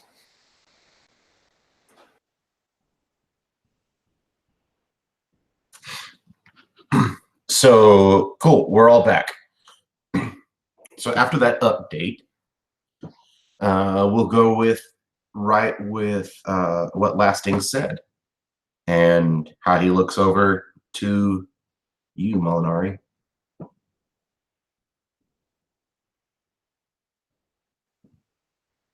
I think communicating telepathically. Do we want to try and fool him, or should we just go for it? Like, I feel like none of his companions have given us any trouble. How different could he be? And he seems to be alone. Oh, you missed that. Others were starting to climb up from the other side and stand on the dais with him. Okay. Also, I would have shared that when I look at you and I see you looking at me, I turn the ring back on and maybe catch the tail end of it, and would say that he does not.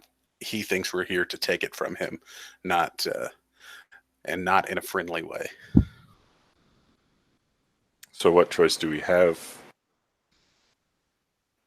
Yeah, well, they don't believe us that we will try to get them home. And even if we could, now that I've seen the spell, doesn't look like we can. So we need some sort of plane shift spell. I don't think even Big G would know someone with that level of spell.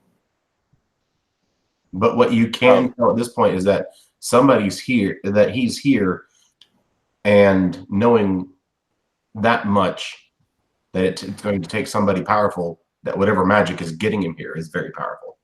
Yeah, I mean, I also, it's kind of table talk thing, but we might not be like pure evil people, but we are not the good guys right now. No. Like, I don't think we need to try and help them. Well, I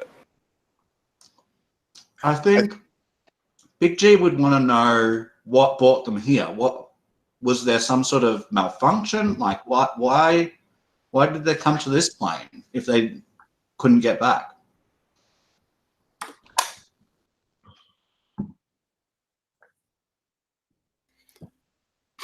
Yeah. So yeah, I would ask why.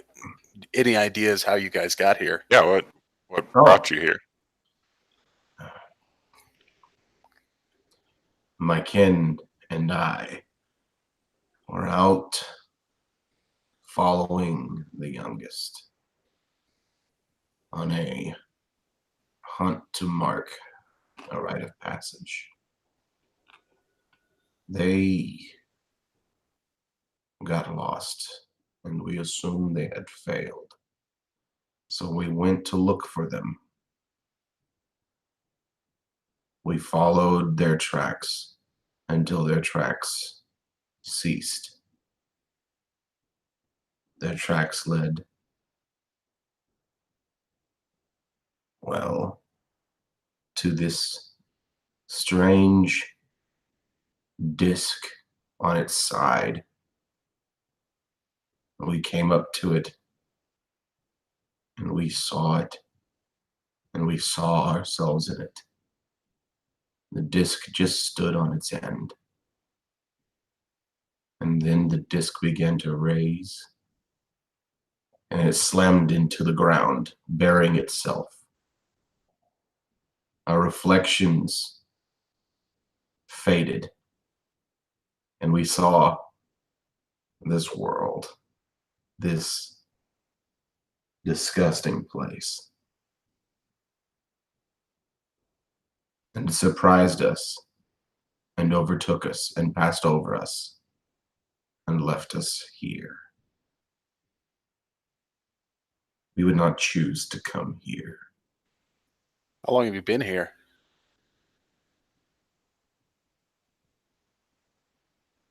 We have been here for a time. Months.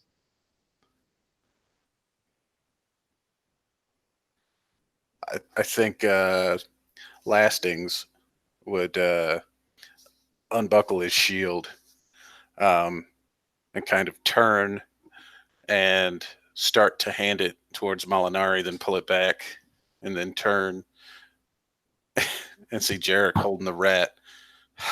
And he would just kind of set it down and lean it against the wall instead. And he says, if all you need to know is how to use that thing, I can figure that out.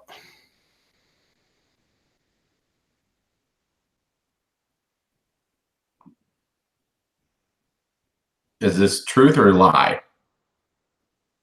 I, Caleb, believe that to be a truth. I have the identify spell, so I should be able to figure out how to use his glaive.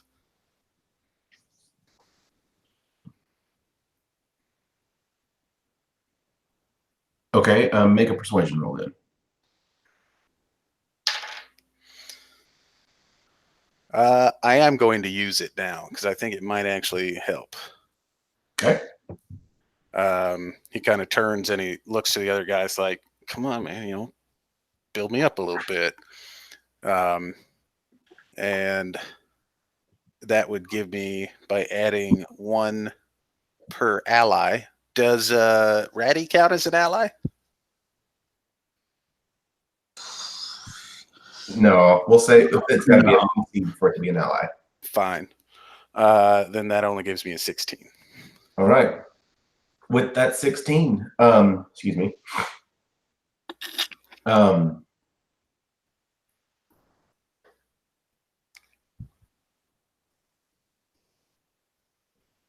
He looks at you and he says, what do you think you can do?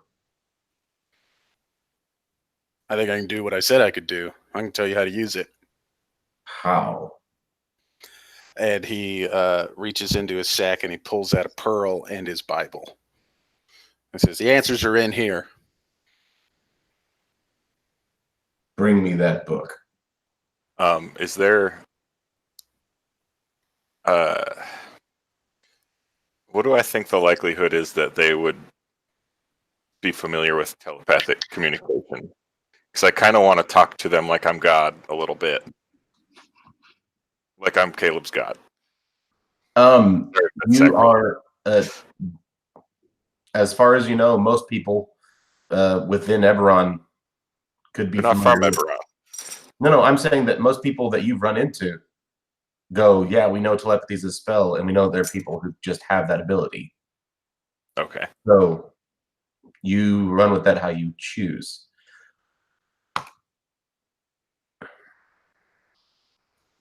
Caleb, give him the book.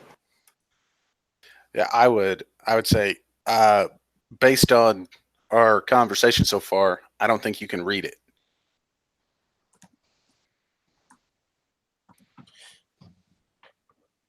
Then you, and only you, may come and approach. And if you can do as you say as you can, we will let you leave. Molinari's going to tell If the others Lasting. approach, we will kill them. Molinari's going to tell Lastings to take a light with him if he feels like he's going to go up there. I want to be able to get a shot off. If I have to, if it comes to that. Yeah. Right now, where they are in comparison to you is in the dim light. They are not in the bright light. Right, that's what I'm telling him, to take a light with him. Here, I got you. Is he walking past me? Yeah, I would have put the shield down and then turned around and began walking back. I'd hold out the rat for you.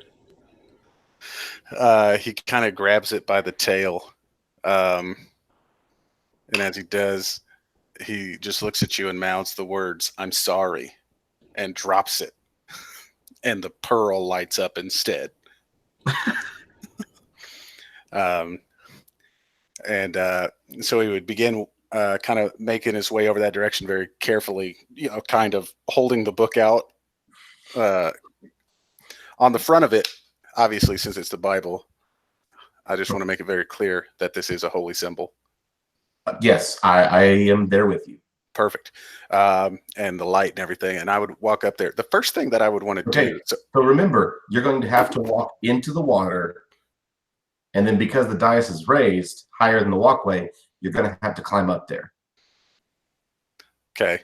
Well, again, this does not cost me any extra movement to walk in the water. Right. But what I'm saying is your hands are full. You can't climb. Cool. I would walk across the water. Okay. So after you take a few steps, he says, "Stop. Do not bring that light up here. We cannot be in the light." I would pocket the pearl, and I would go ahead and turn the light off. And I'd turn around in common and say, once I get up there, we'll turn it on. And I say, okay, I'm on my way in Elvish. And the light goes out on the pearl. I'm going to put these things in my bag so that I can get up to you. Is that okay? That is acceptable. And he put the Bible in as well, and he'd walk across the water, which I have to imagine just looks amazing to these people. This is an epic moment. You guys have been having this conversation from across this room, and the light being turned off, and the talk of portals, and him having this conversation, him dropping down, and more of them coming up to join him. You walk across this water, and then turn everything off, and continue like this side view of you leaving your friends, walking across the water. The lights go out, and him still standing with his friends on top. Nice. Real quick, do we have any light still where we're standing? You have the torch. Okay. And Molinar has. just to be clear, Caleb, you did just say you're going to light it when you're up there? Yeah, it was sort of when the time is right, I'll turn on the light. Okay. Can we speak telepathically back? You cannot. Okay. Well, that's You unfortunate. can speak to me telepathically, That's what I was asking. Yeah. Oh, so but it's they can't speak to each other. Right, so it's not group talk, and it Right. only works between you and him, or you and Molinari. Okay. I want to make sure to mention snuff the light to him. And that's all I want to say. They come from a land of darkness, so I know. I feel okay about the being able to see my feet thing. Don't do it. All right. So yeah, I'll kind of walk over to where this thing is. As I get closer, can I get a better look at the chain that seems to be around this thing's foot? Oh no! So he was 20 feet up in the air. The chain was hanging from the top of the cistern, and he leapt off. So the chain is 20 feet up in the air. Okay. I would say, I'm at the bottom. I'm coming up now. And Make an athletics roll. 15. Cool. Yeah. It's pretty slick, but you've managed to climb up. So I'm standing up here on this dais. Is that right? Yep. And so let me get the spell up real fast. So from where you are now in the room, you can see since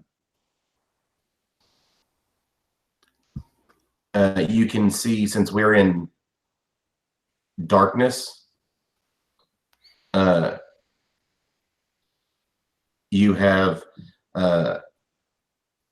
can see out to the full extent of the room, and from where you stand, you can tell that this room is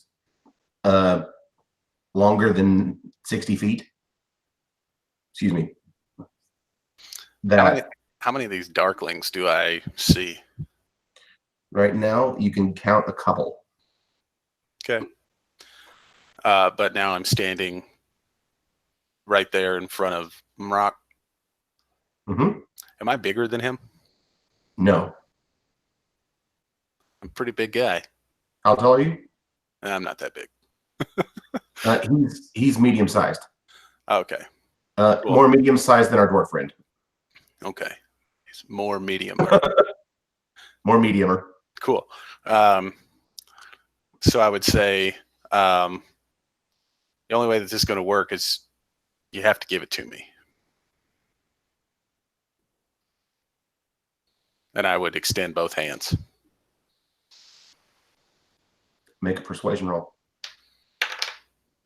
Ooh, that is a 20 on the dice. He wants to believe you. And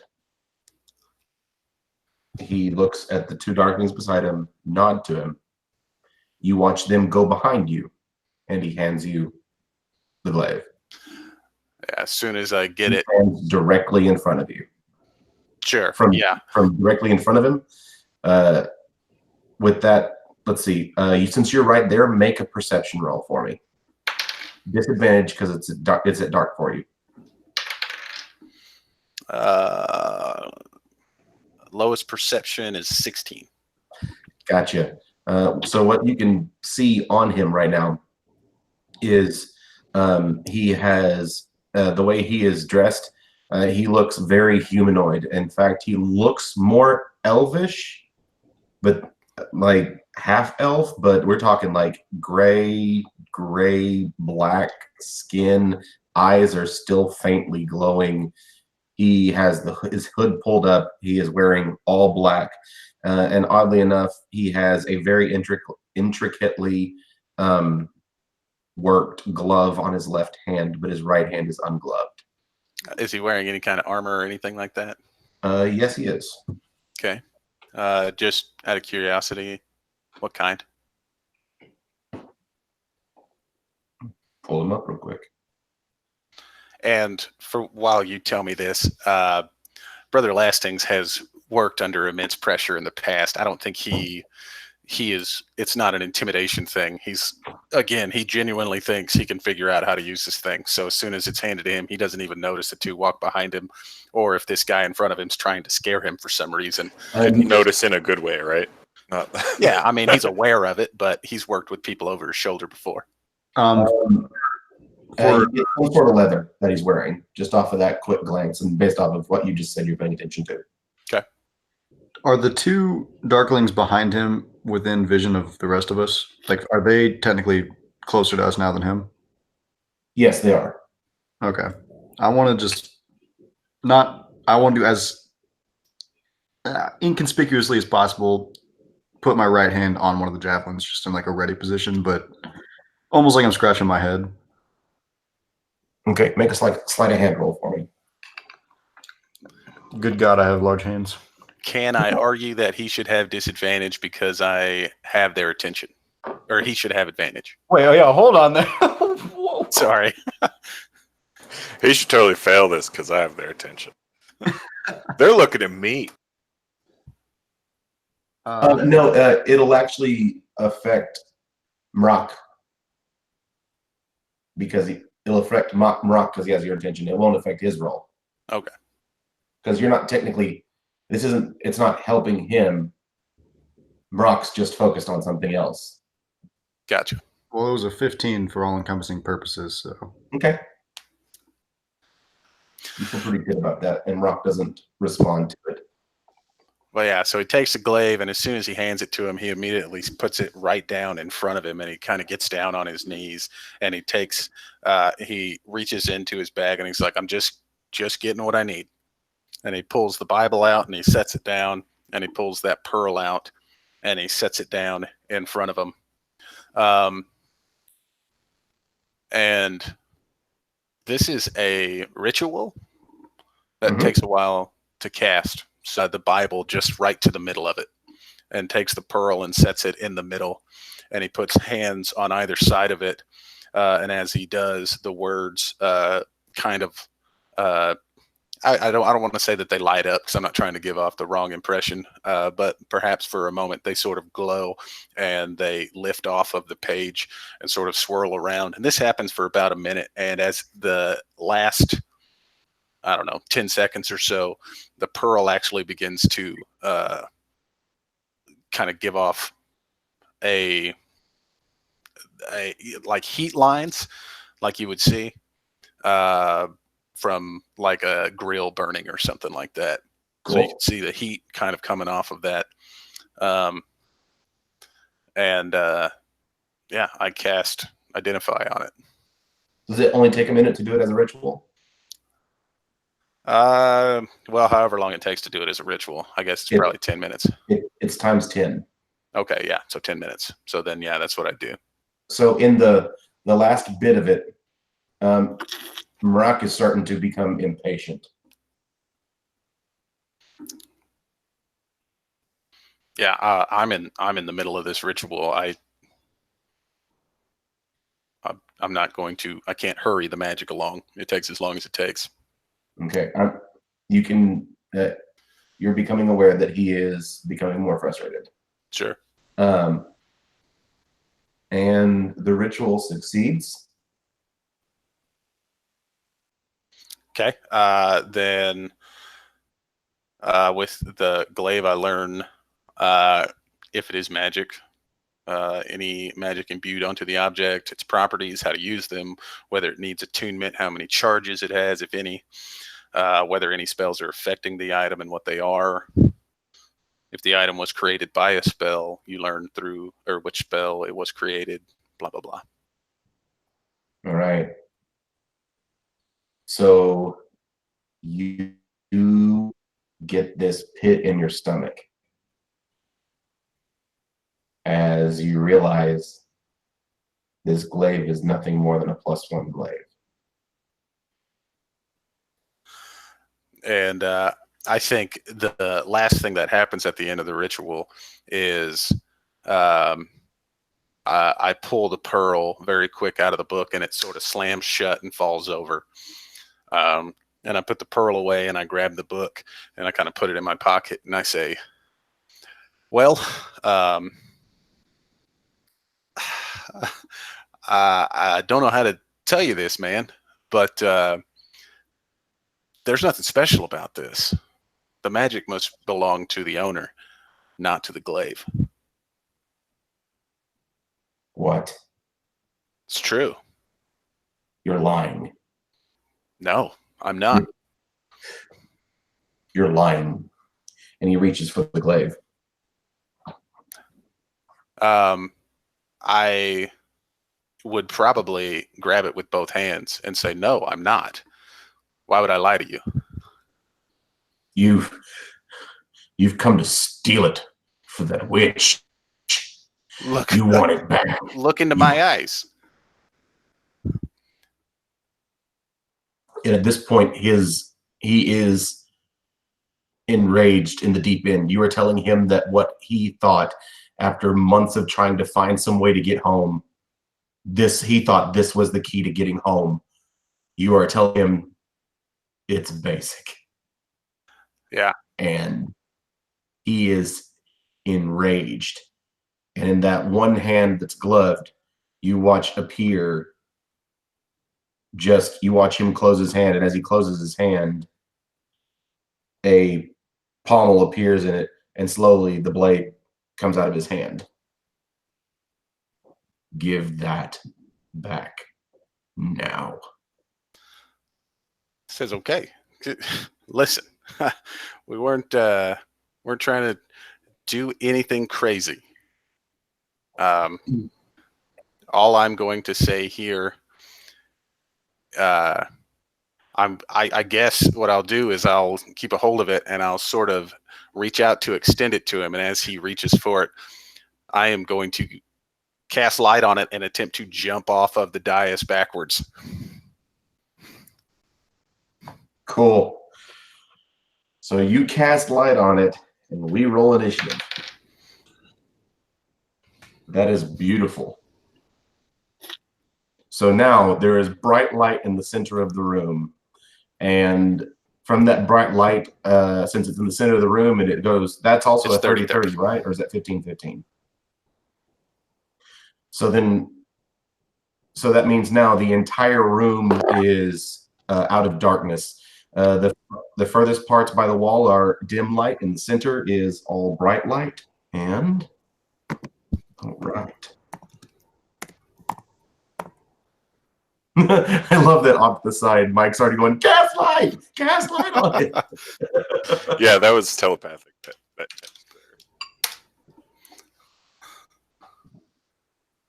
Oh no. Don't I get the surprise round of jumping off? Please? I will give you that surprise round. Does the Yeah. light not blind them?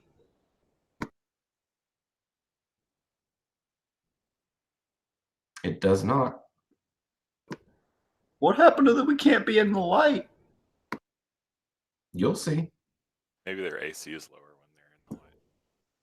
So first I'm going to have Jarok, and then I'm going to have Molinari, and then Griffsock and Ratty. Then Mrak, Brother Lastings, and the Darklings. All right. Take your surprise round, Brother Lastings. Like I said, I am jumping backwards off of this thing. Got it. Make an acrobatics check for me.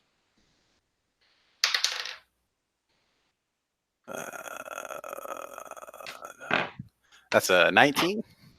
Cool. You're able to land in the water without taking any damage because it's, as I said, it's raised about 10 feet up for you to know specifically. You hit the water and you have 20 feet of movement left.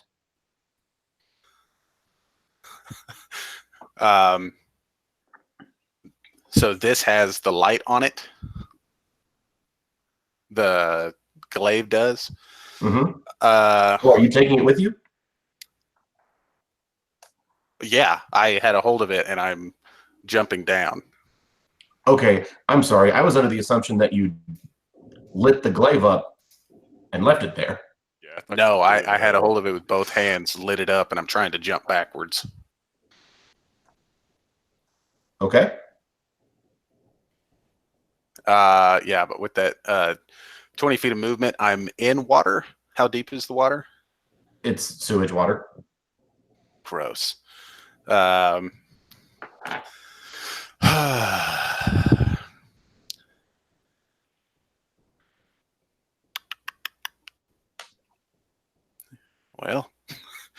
I guess if I've got 20 feet of movement left, do I have an action? Mm-hmm. Okay. I'm going to run back over towards my friends, and I would like to cast Guiding Bolt on Mrak. Okay. And so let me open up my spell book here. Yeah, so it's a spell attack. It's got 120 feet of range. So I need to roll that first. Oh boy. Does a 17 hit? 17 does hit. All right.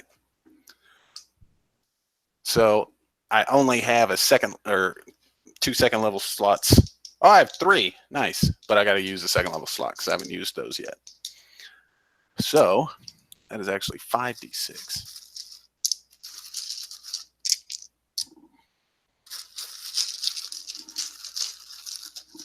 All right.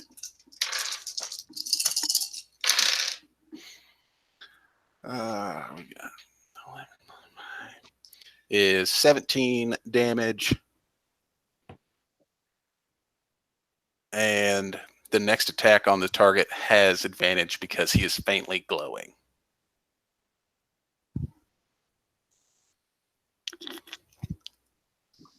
Nice. Jarok. Yep, so I was already ready for this to happen, as I was talking about earlier. So pretty much as soon as he is jumping down, I'm already pulling it out and getting in the stance.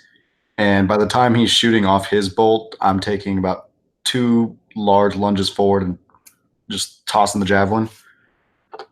At what's his name? Morocco, got it. And it is plus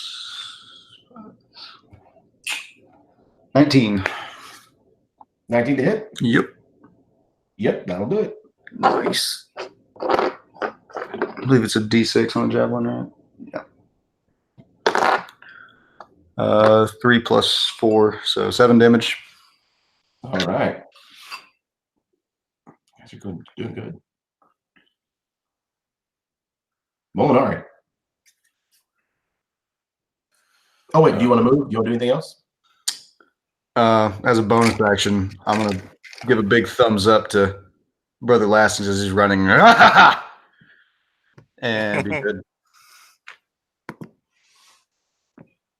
All right, so Molinari is going to again drop the torch at his feet, and with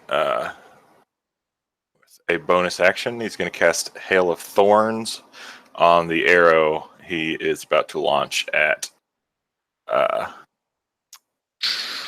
close are the other guys to him? They are. There is a center point between them all, so they're all. There's a. It's a 15-foot triangle.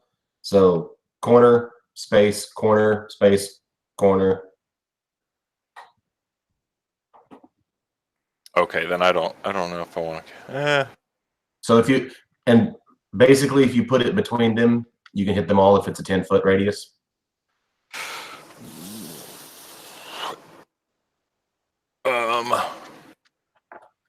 Yeah, let's just. We're fighting for glory here. That's right. Wait, before I say that, do the thorns from Hail of Thorns disappear after the spell ends? Like, or is it going to leave a trace?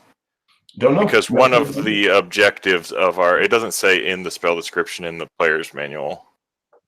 But I don't want to like leave anything behind to show the other gang that we did this. If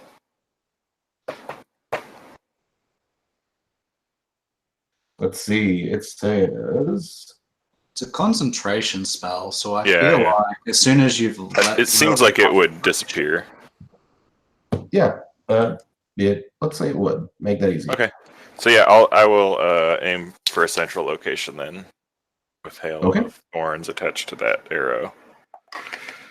Ooh, and that's a 20 on the dice. Well, all right. So they have to make a dexterity saving throw. I don't know how that works with the spell since I didn't hit anyone directly. So let's But see. I crit. So you get your normal weapon damage with the crit. So you Right, crit so on. I didn't hit anyone. I hit between 3 of them, though, Well, is the problem. so it says the next time you hit a creature with a ranged weapon before the spell ends. So you have to attack a creature. Oh. Well, then let's just aim for Mrak then. Okay. So he'll need to make a dexterity saving throw to beat 12. Find my D10 real quick.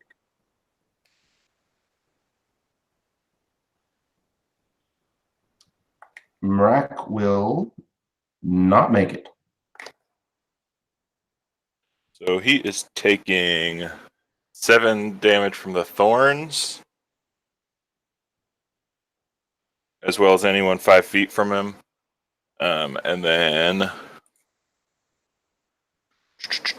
9 damage from the arrow doubled, I guess. Right? No, so remember, what we do is whatever is normal, max down. you do 1 max and then roll the second one.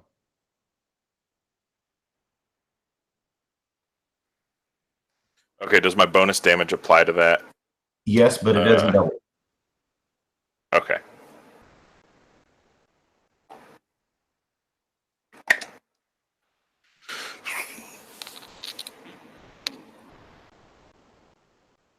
So 19 damage on top of the thorn damage. Yeah, and Marak, magical light flashes out from it in 10-foot radius as its body and possessions, other than metal or magical objects, burn dash. Any creature that's within 10 feet of it needs to make a DC 11 con save. Well, there's 2 within 10 feet of him. And they fail, and I dropped that, so I'll just say it failed. Got it. This one is worse. They will take 2d6 radiant damage. And they are blind. Ooh. Oh, God.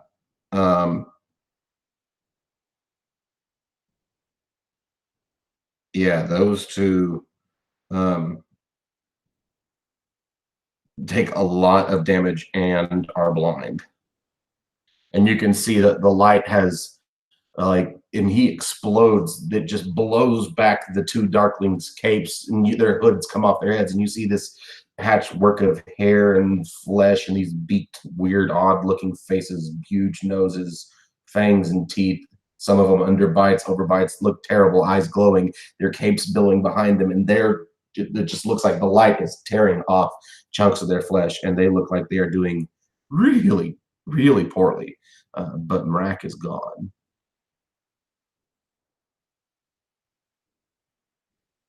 Would you like to move, Molinari? No, but to the Darklings I can see, I will say for Mrak. Telepathically. All right.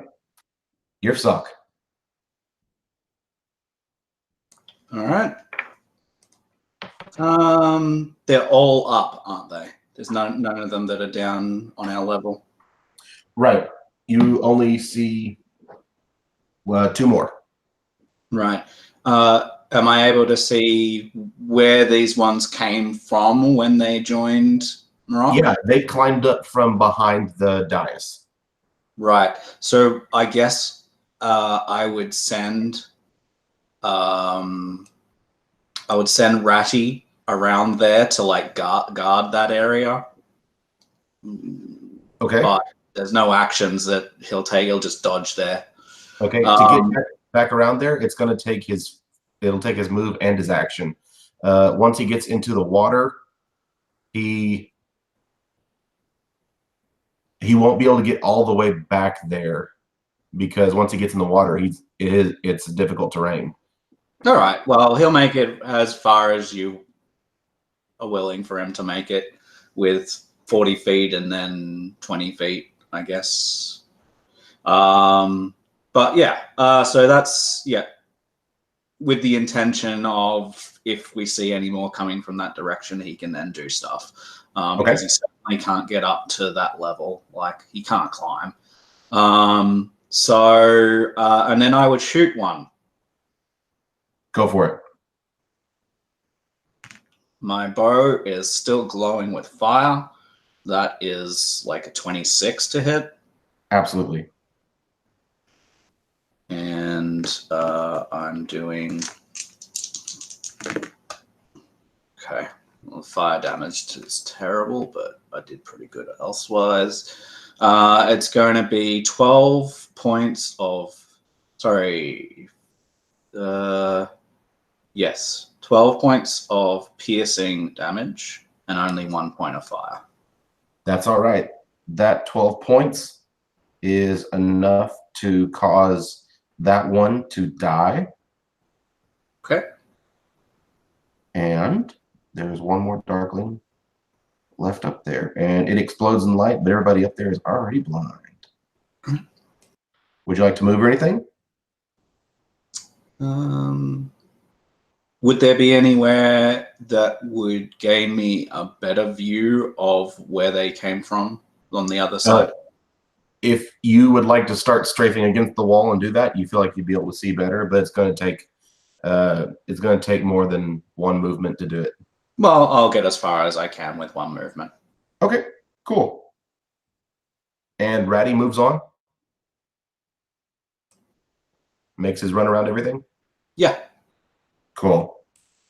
Mrak is dead. Brother Lastings.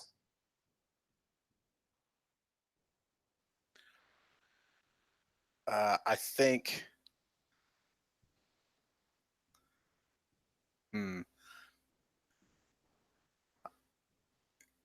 In a uncharacteristic brave move, I think he would sit there and sort of hold the glaive aloft as to continue to give light in the area.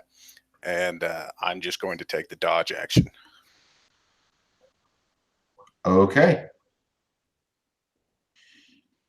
And that Darkling is dead. The Darkling that is up there. Can I, just as I'm sitting there holding up the glaive, I think facing my own people, but in Elvish, I would say, screw Mrak for the denizens. Okay.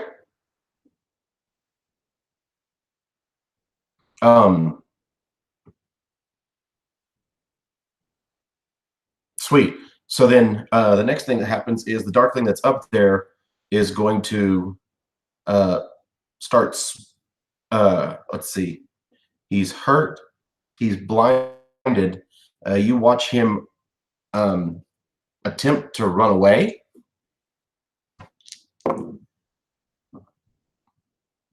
Does not do a good job of jumping off the dais. In fact, he kind of just falls off of it. When he falls, he doesn't do a good job of not hurting himself. And when he falls off the dais, you can see from where you are behind the dais, there's a flash of light. And he takes 6 more points of damage and dies. And from there, makes it, fails. You hear 2 more screams, voices. Gifzok, your instincts are correct. There were 2 more hiding behind, waiting for the right moment to spring up. One of them, however, is blinded, and the other one starts taking off straight away behind the dais. Gifzok, you are the only one who can see that. The one running away is running for one of the tunnels.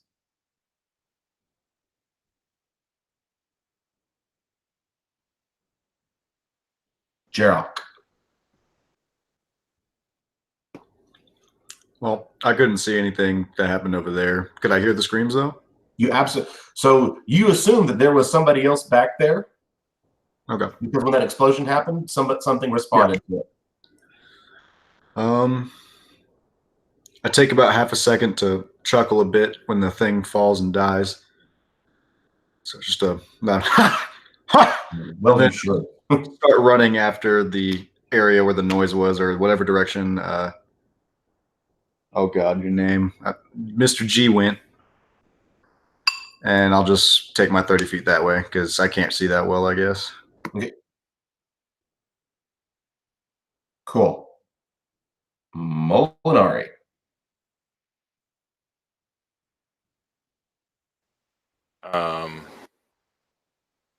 Suppose I will also follow. I can't see well in the dark, so anything that's escaped the light is. Yeah, and on that far side of the room, you're not able to Yeah. see it because of total darkness.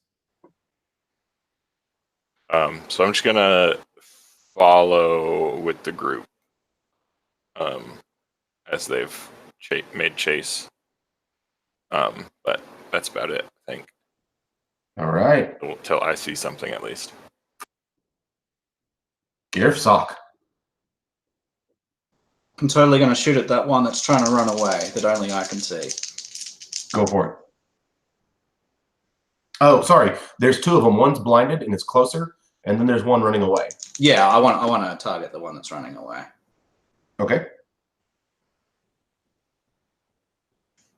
Not natural 20 to hit.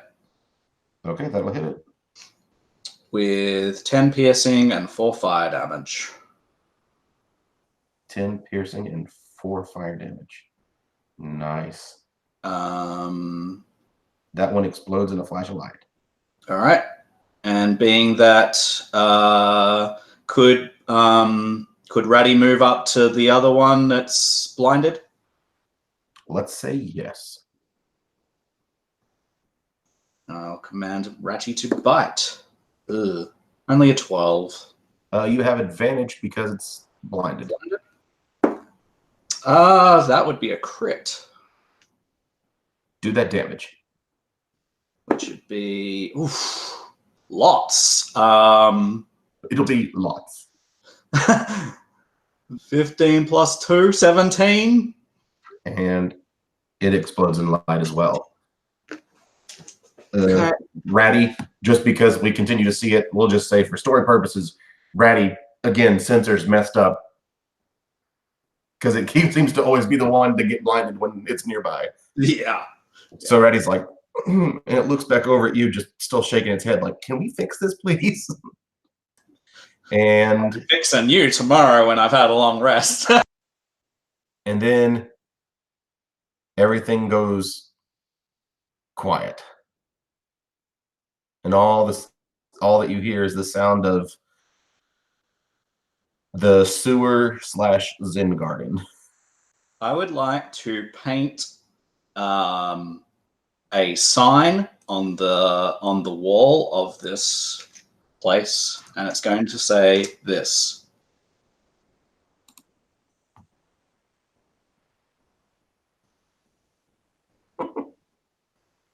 Nice. Yeah. And it's going to be in oil. Because that's what I have to paint with. I'm sure there's plenty of feces lying around.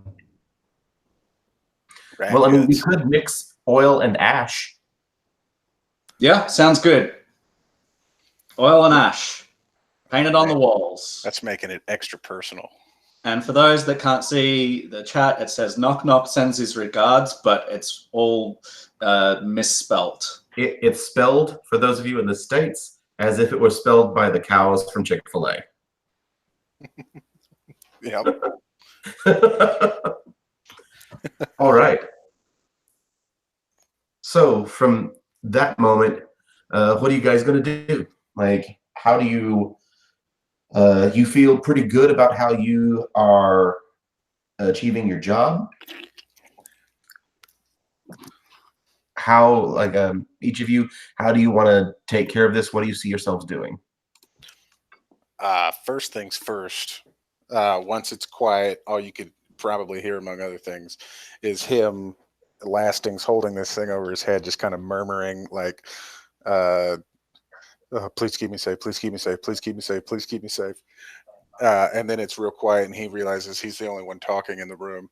And he would be like, phew, and he would walk across the sludge over to his shield, put the glaive down, and put his shield back on as soon as possible, and pick the glaive kind of back up, kind of holding it awkwardly now. But yeah, he would move the light from the glaive to his shield. And he'd look around and he'd say, well, we got it. I guess it's time to go. Yeah, while you're doing that, you just hear Jurok still chuckling and go, ha! Oh, that was much more fun than rats. And then just put one javelin away and start walking back the way we came. Not all the way, but just kind of regrouping. Yeah, I think Molinari is collecting any signs that he would have left, like the arrows or anything along those lines that might give away that he'd been there. Yeah, I do want to go get my other javelin from way up where now. And then when I go up there, I want to see if Marok dropped anything, I guess. See if there was anything particular, maybe his glove, like a Michael Jackson glove.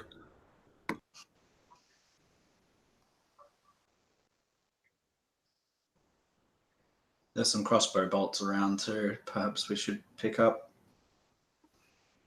Yeah, I think we would all make sure that we're not leaving any trace behind between my Bible, pearl, crossbow bolts, arrows. Are there any weapons that we know that the other gang uses frequently? Like, I mean, obviously, they've represented a lot of people, but they use daggers, clubs. They typically will not use larger weapons. More of what they deal with is something that they could improvise, or something that they could hide on themselves. Did you catch that last part though, Jim? No, say that again, then, please. Yeah, no, you're fine. I'm basically going to retrieve my other javelin from up top where Rock died, and then I'm getting all their stuff too, like the pearl and the crossbow bolts, just cleaning up basically. But was there anything dropped special from Rock up there, or nothing? There's so Mrock has a short sword. There's two daggers up there, and in Mrock's dust is that glove. Oh, I knew the glove was going to be there. It's a good day. Okay, I'm just going to shove it all in my burlap sack and then bring it down with everybody else's stuff.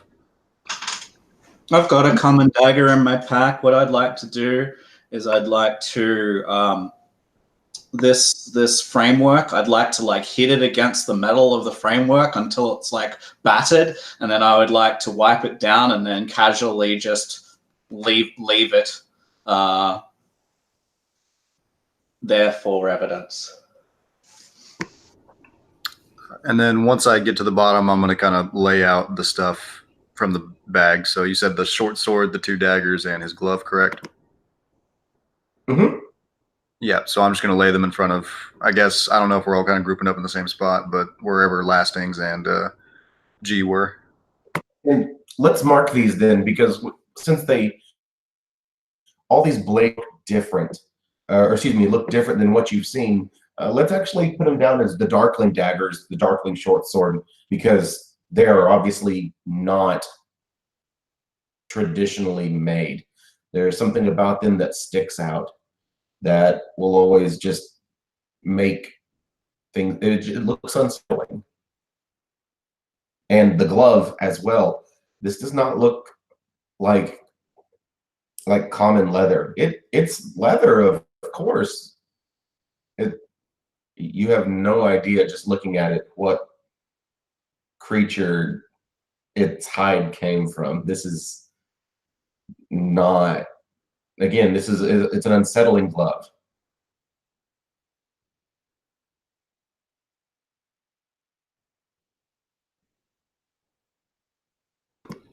And once again, for everybody around there, I laid them all out in front of us so you can all inspect them if you want to.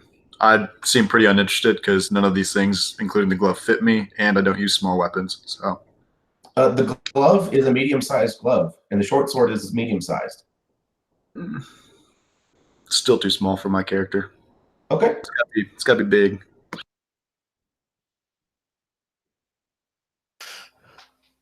Yeah, I mean, I'd be happy to take a look at this back at the church. This place stinks. Can we get out of here? I agree. So then, real quick, Molinari, what's the fastest way out of here? So I think Molinari, kind of looking around, might recognize what this cistern is under, and there's probably a hatch somewhere in just outside in a tunnel or somewhere along those lines that just comes up street level directly. Cool. What part of town would this come out under? What part of town did we enter in? It was It's just on the edge of the upper class part of the city and the lower class. Right. So I think that there might be a particularly large mansion that this cistern is made to support. Ooh. That we come up out next to, like a service tunnel kind of thing. Interesting. The Darklings have been hiding under the rich people's homes the whole time. Nice. I don't think they know one way or the other. So you guys are able to follow Molinari out, and it doesn't much stink. However, you do. Yeah, it's bad. And how would you like to handle turning this over? Not while we're stinky. Yeah, absolutely not. Go find a wizard just to press the digitation and everything off. Oh no, I'd be having a bath. So let's say you guys agree to meet up the next evening. You've only been down in the sewers a couple of hours. It's still nice and late. So you guys agree to meet up the next evening. Yeah, Lastings would take a bunch of back roads back to the church, not because he's trying to be sneaky and doesn't want to be seen, but in the sense that he doesn't want to give away that it was them that did it, but more because he doesn't want to be seen covered in this. It is personally defiling. So he's not, he's trying to make sure nobody sees him dirty. But yeah, other than that, I think he would probably just run back to the church. So if we're planning on doing it the next day, I think when he would get back, so Jim, tell me, I've got the channel divinity that allows me to turn. Well, I guess if this is a +1 weapon, it's not going to work. Never mind. Yeah, I think I just. Oh, who has the glaive? Oh, I do, for sure. I'm getting credit for this. Lastings is selfish. And who has daggers? I do. I have one. The Darkling daggers. Or short sword. I think anything that was not taken, after hearing that it seemed like it was from another plane, Molinari would be all about holding on to it just to see what happened, what comes of it, if he can learn more about it. So there's been a total, I think, of 5 Darkling daggers you've been able to pick up, and the Darkling short sword, and the glaive, or the glove. I don't need all of those. If I assume Big G would want to study them further or something, since he's kind of like the tech specialist among us. I mean, I'll just roll with the sword, I guess, and just, I don't know. I don't even know where I'm going to put it. I'll just use it like just holding it, walking around with it. Don't got anything else to do with it, so I don't know. I think Molinari is definitely going to keep anything he has hidden if he can. Doesn't Okay. want to tie anything back to him having any run-in with the Darklings. Okay. Brother Lastings, as a reminder, doing identify as a ritual does not take up a slot. Right. That's true.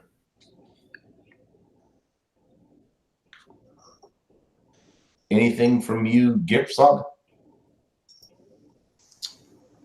I would go back to my workshop, and I would carefully disassemble Ratty, and I would put him into like 3 different bags of stuff. So there would be just like scrap metal in one bag. There'd be like bits and pieces of wood that I cobbled together in another bag. And there would just be all of the random junk in another bag. And that's how they would be disposed of. And then I would have a bath. All right. I think as soon as, or maybe as soon as he gets back to his place at the church, Lastings would put the dagger down and kind of look at it and kind of have an uneasy feeling about it. And he would actually spend an hour before he cleans himself up doing his channel divinity to just turn it into something else. Yeah, just a block of something else. So and kind of, tell me how your channel divinity works. let's see. Artisan's Blessing. Spend an hour and the metal material of equal value to create a new item made partially of metal. Or up That's to it? it could be, yeah, it could be fully metal, it could be otherwise, but I just got to spend an hour with it and essentially I turn it into something else. Any Yeah. restrictions on what it has to be? I believe 100 gold is the value maximum.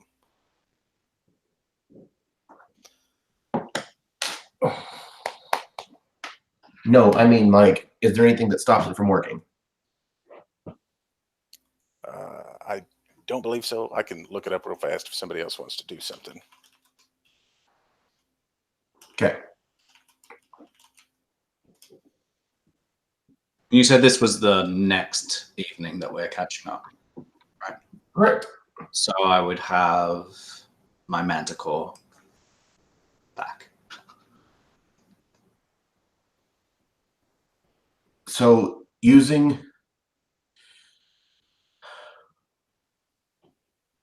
let's say that there is some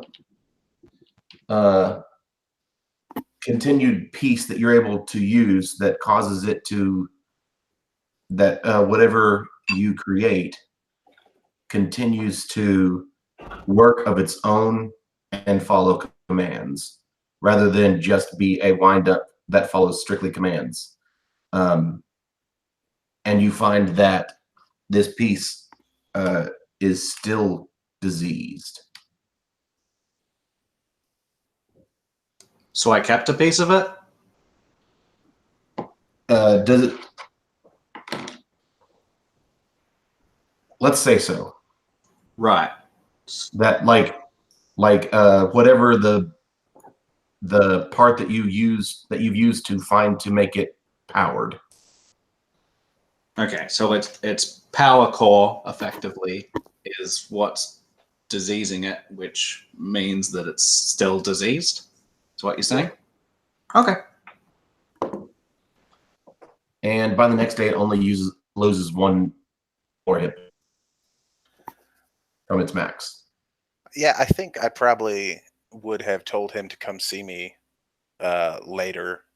As a cleric, I could attempt, and maybe even down in the dungeon if we're that worried about it. But I think if it ends up, I would cast lesser restoration on it to see if I could remove the disease.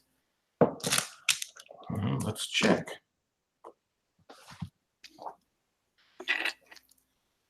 What level of spell is lesser res? 2.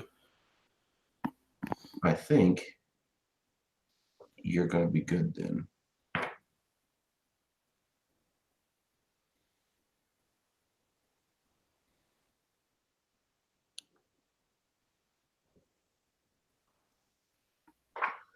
So Arson's blessing. I Yeah. conduct an hour-long ritual that crafts a non-magical item that must include some metal, in this case the dagger, or simple martial weapon, suit of armor, 10 pieces of ammunition, blah, blah, blah, blah, blah. The creation is completed at the end of the hour, coalescing in an unoccupied space of my choice within 5 feet of me. The thing that I create can be something that is worth no more than 100 gold. As part of the ritual, you must lay out metal, which can include coins, as a value or with a value equal to the creation. The metal irretrievably coalesces and transforms into a creation at the ritual's end, magically forming an even non-metal parts of the creation. Okay. Just as it is about to finish, it fizzles. It doesn't use it up, but it doesn't work.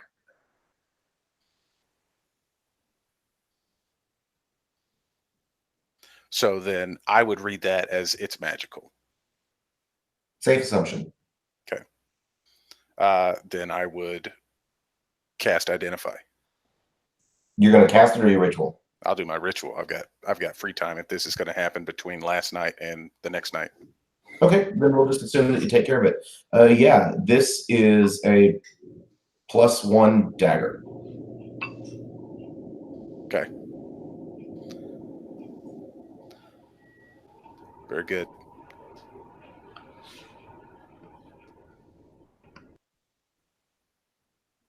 Yeah, I my plan would be to, after I get cleaned up and all of my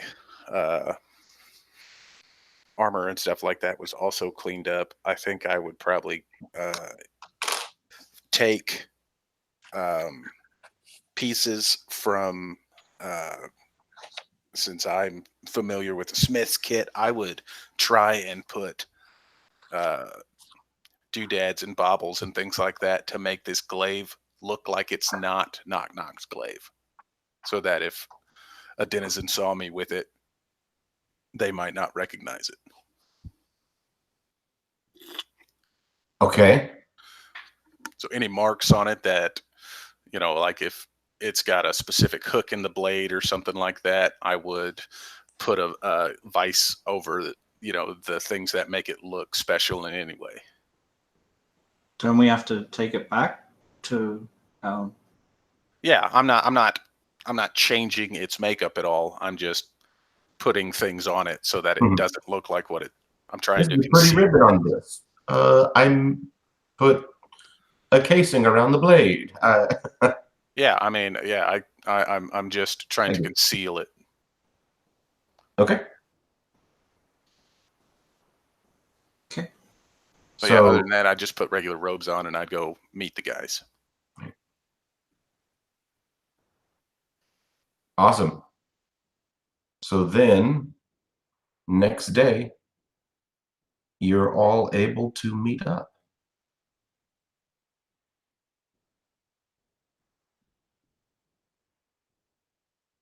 And we jump to the scene with you guys all in there talking with Temperance Stonemill. And she's in her familiar position, standing in front of her desk, hands behind her on the edge, rear end on the desk, feet crossed.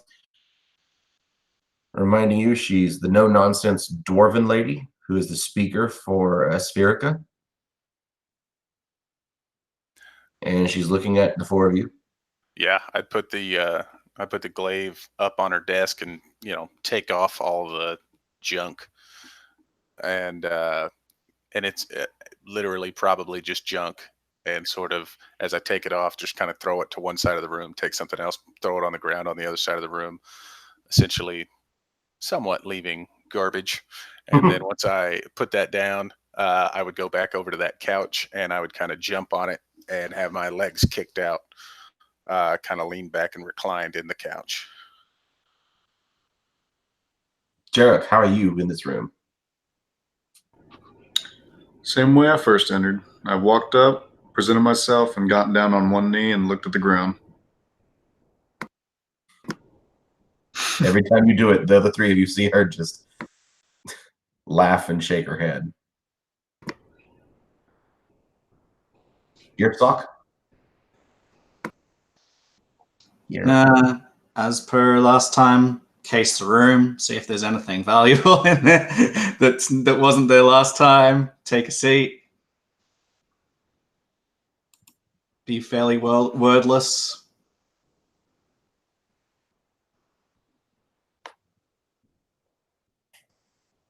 Preening my lovely clean beard. Yes. Lovely clean. You feel so good. You're the one who shows up in roses. Oh, yeah. Like roses, right? And Molinari? Molinari probably also shows up pretty clean.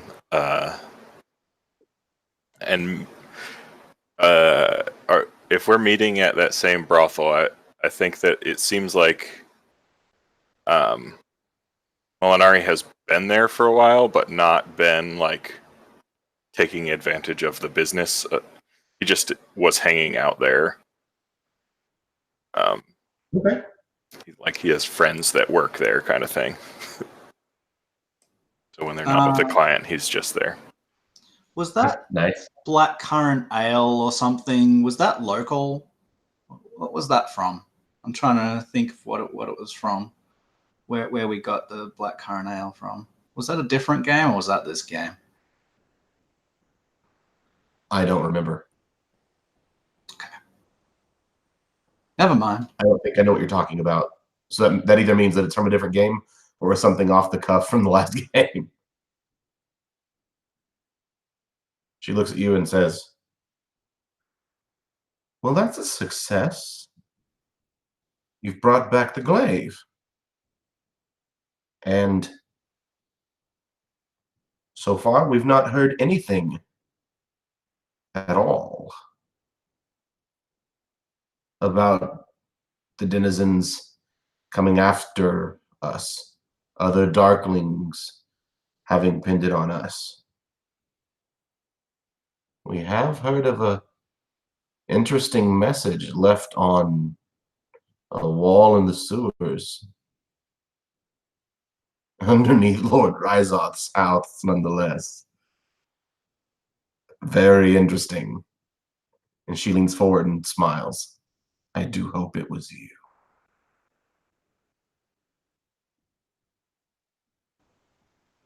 What message? I totally there's yeah. She knows. So tell me. And she reaches back and she grabs the glaive, which is twice as long as she is. How did it go? Obviously, you retrieved it. With what was going on with the Darklings? I then start to explain back to Mr. G what the message was. Nice. I'm like, Well- they poofed. They just poofed into ash. It Poof. seems before we disposed of them, they were trapped here. They were trying to use the glaive to get home. Yes. Dark place, they said. The Spherica said something about that. The leader had mentioned a disc that they saw themselves in. A disc. That is new. You've never heard of that? The Plain of Spherica has not spoken of a disc. Can I insight her? Absolutely. Can't lie to a priest. Let's see. That's a dirty 20. Ooh, I like that. She seems to be telling the truth 100%. You believe her. Very good. You sense no deception.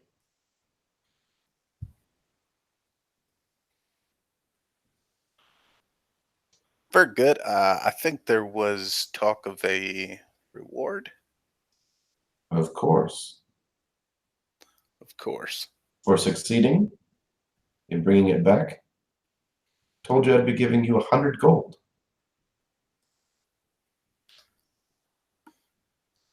It seems as though you have done a wonderful job of pinning your work on the denizens.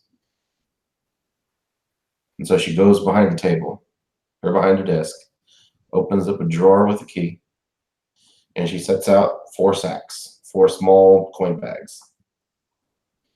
Since you have done such a good job, she drops 4 more coin bags. Your pay has been doubled. Very nice. What are your plans with the glaive? What do you guys plan on doing with it?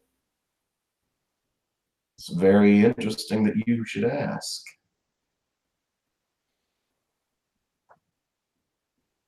Spherica would like for you to bring it to her. To her? Where is she? That's snazzy.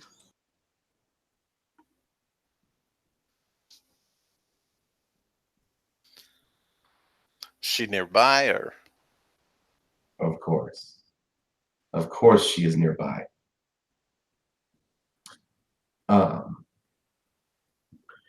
She walks over to the door, opens it slowly. This is the only door in the room. Opens it slowly. Tells the footmaiden. Whispers something real quietly to her. She goes off. Shut the door. Spherica will be here soon. Prepare yourselves. This will be your first time meeting her. You do not want to displease her. This is marking a raise, if you will, a promotion. You have done great things for us You have done great things for our community. And it is time to reward you. Can I insight that? That sounds pretty scary. Sure. I'm extremely suspicious. 21. You sense no deception. You're like, oh god, she's really strong. Your eternal reward. Another TPK. Make another character. No. The door opens, and a very well dressed in. And you all flinch just a minute. This is a member of the town guard. Yes. What can I do for you? As this long-armed bugbear walks in his vest. His pince, the glasses down on his nose. As your characters Sigwell or whatever his name is. said, well, I think you all, your characters recognize this person, and you, and at least 3 of you as players, also know this person. And never once does Temperance look at Sigwell. Sigwell walks into the middle of the room. Gentlemen, are you ready? The mistress is ready for you. And Sigwell stands tall and rolls his head back, and his eyes roll back. And from inside of his chest, you watch 2 hands pull themselves out, almost turning Sigwell completely inside out. And before you stand... Jim, do you mean Sam Boole? There we go, yeah. Sam Boole. I was like, Caleb changed his name, so I'm like, let's go with that. You guys know what we're talking about. You guys recognize Sidwell, right? That's a precedent has been set. And before you is a woman from the waist up and a lion from the waist down. This is a very dangerous creature from the far, far reaches of Corvair. And you know this is a lamia.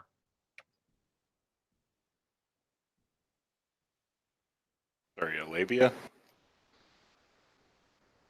Yes, a labia. If we all just call it a labia, that's what it is. He said that. No, he said that aloud in the room. A labia.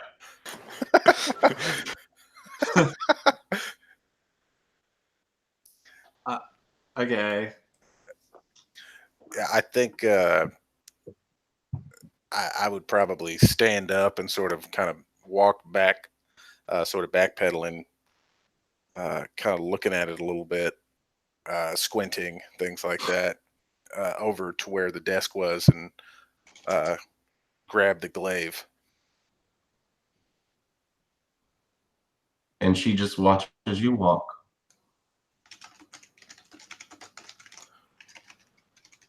So, what do you need what do you need the glaive for? This glaive is a source of power. Only to knock knock.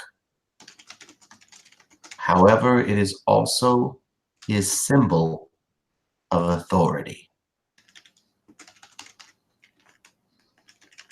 We will be wiping out the denizens. However, I would like for you to understand this. Portals have been opening And from your story, you have confirmed that they will open anywhere, including in my town. We cannot let that happen. And we must find the source. And as long as the denizens, those disgusting rats, continue to plague our town, they will be more than the distraction. They will be the stumbling block. We will defeat Knock Knock and take them out so that we can preserve our rightful place as the Vedakar's hand. Don't you agree? Yeah, I think that's a great idea. So we just play. The plan is to just keep all of those portals closed. I stand up really quickly and pull out the last rat from my sack and just hold it in front of her and crush it in my hand without saying a word, and then go back to my position. And she looks at you and smiles. I think you get the point. Unfortunately, looking over to Gearsok, this will take a toll. They have foreseen it. Your future is grim.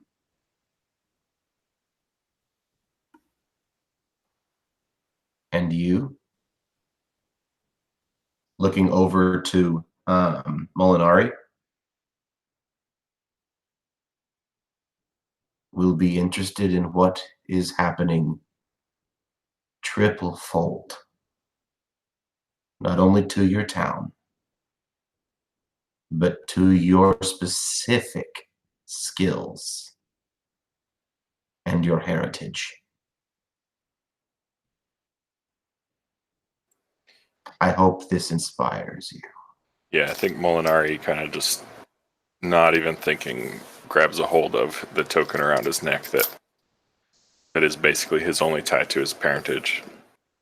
The only reason he knows of his heritage. Like, yeah, grim future sounds like a great thing. Yeah. But back to the portals. You said we're gonna keep those closed, right? So, anyways, we're gonna close the portals, though, right? You're going to have to close them. And it seems that the one who can close them among you, you will have to keep Molinari, is your best chances of closing those portals. And that can be done with this. And he kind of holds the glaive. Oh, heavens, no. No. It barely has any magic to it at all. It's a symbol of power to the denizens, and that is all. It does not hold any real power. However, the portals do not open and remain open. If they did, the Darklings wouldn't have stayed. We have to find these portals. We have to find why they're opening. And we have to stop them.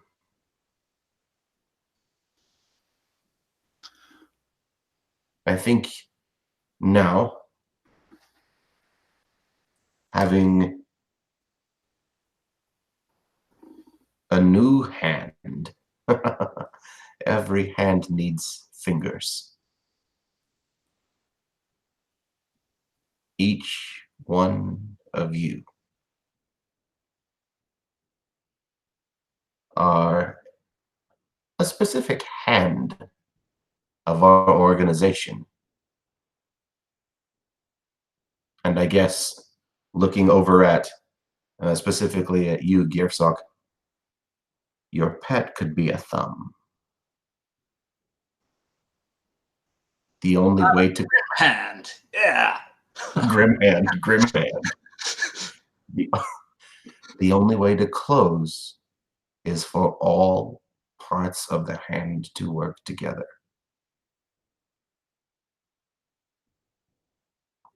And you will, correct?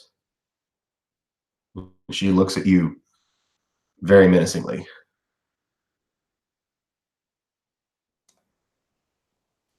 Yeah, I just give a nod. Yeah, I go where the Always money willing. goes. Always willing to I mean, serve. If I'm gonna meet my grim end soon, I'm gonna make the most of it. Very good.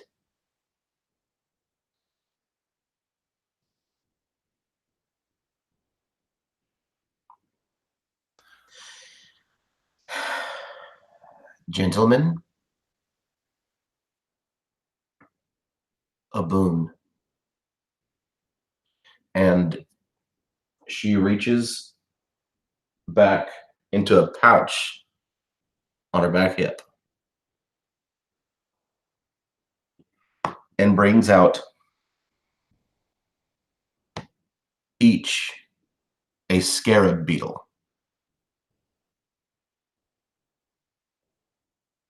Eat. Devour. Let this sit sour on your stomach and learn.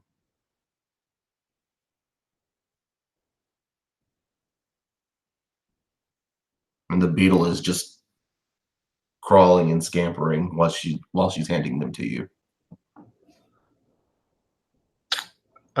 Guess I'll go first. So I'm just gonna get up from my knee, walk over, not hesitate, but definitely stare at it for a second, look back at the other three, reach out, and then just not even chew, just one, put it in my mouth and swallow.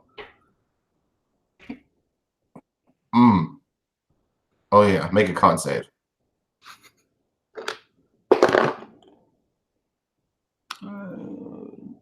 15. Oh, it's disgusting. But you're able to keep it down.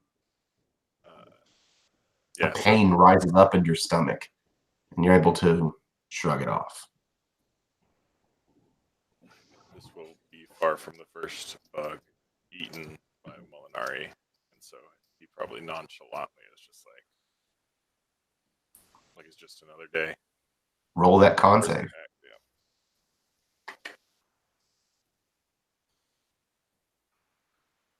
It's a 12. What? 12? You double over from the pain and lie on the ground.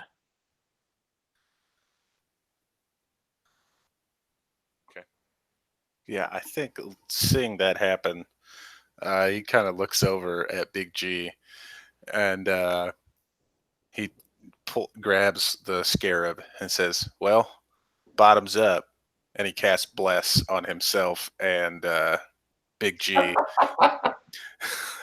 and in sort of a feral moment, this very clean-looking cleric, you can now. The hobgoblin features seem to protrude a little bit more than usual. The cheeks are a little sharper. The tufts on the ear sort of raise a little bit. And he puts it down on the table and crushes it with his hand. And then essentially sort of licks the guts and the bug and things like that off of his hands and is sort of eating it, finger licking good. Make the con save.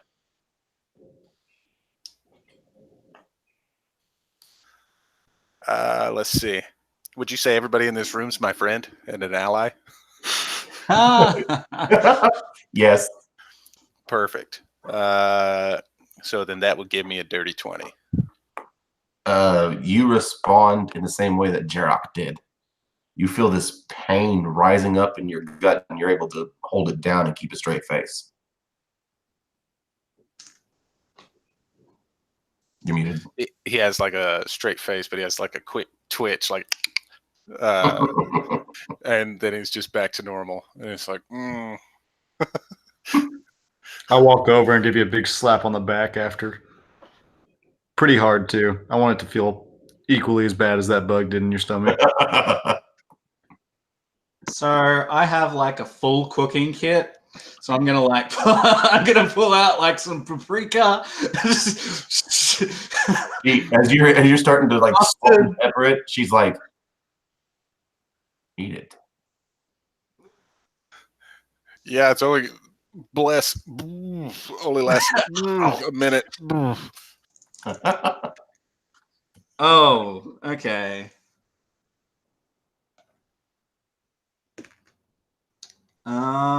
With bless, I got an 18. And you're able to hold down that pain in your stomach as well. That smoky aftertaste of paprika.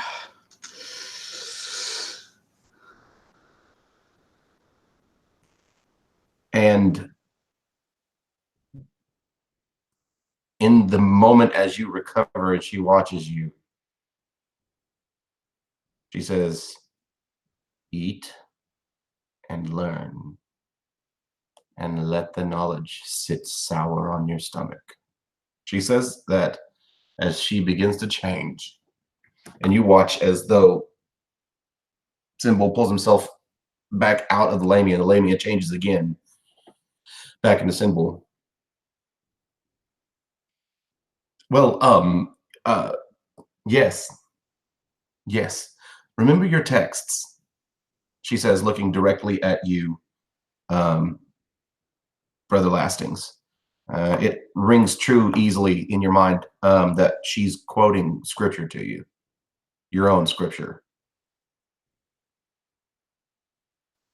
That when you learn something, upon learning it, it is sweet to the taste, but after knowing it, you can never go back.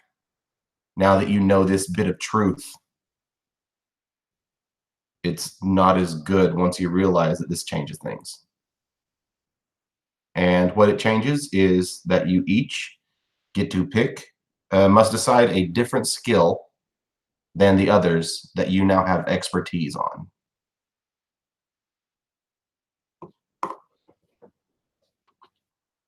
And Symbol walks out, shuts the door behind him, and you are left sitting there with Temperance, and she smiles and she says, now you are true members of the Hand. And she walks behind the desk, sits there, puts her arms. What now? And that's where we'll end. Guys, thank you for playing. I hope that you've enjoyed tonight's game. You totally took out that boss fight. It better than I was hoping for you to. You role-played it into a perfect position for you, and it was so fun to watch. I do not mind in the least that you RP'd your way around that fight. That was beautiful, and it looked so good, and it was so fun to watch you guys do that. And we can, so we'll go ahead and end the stream there. Thank you guys, and we'll do this again in 2 weeks.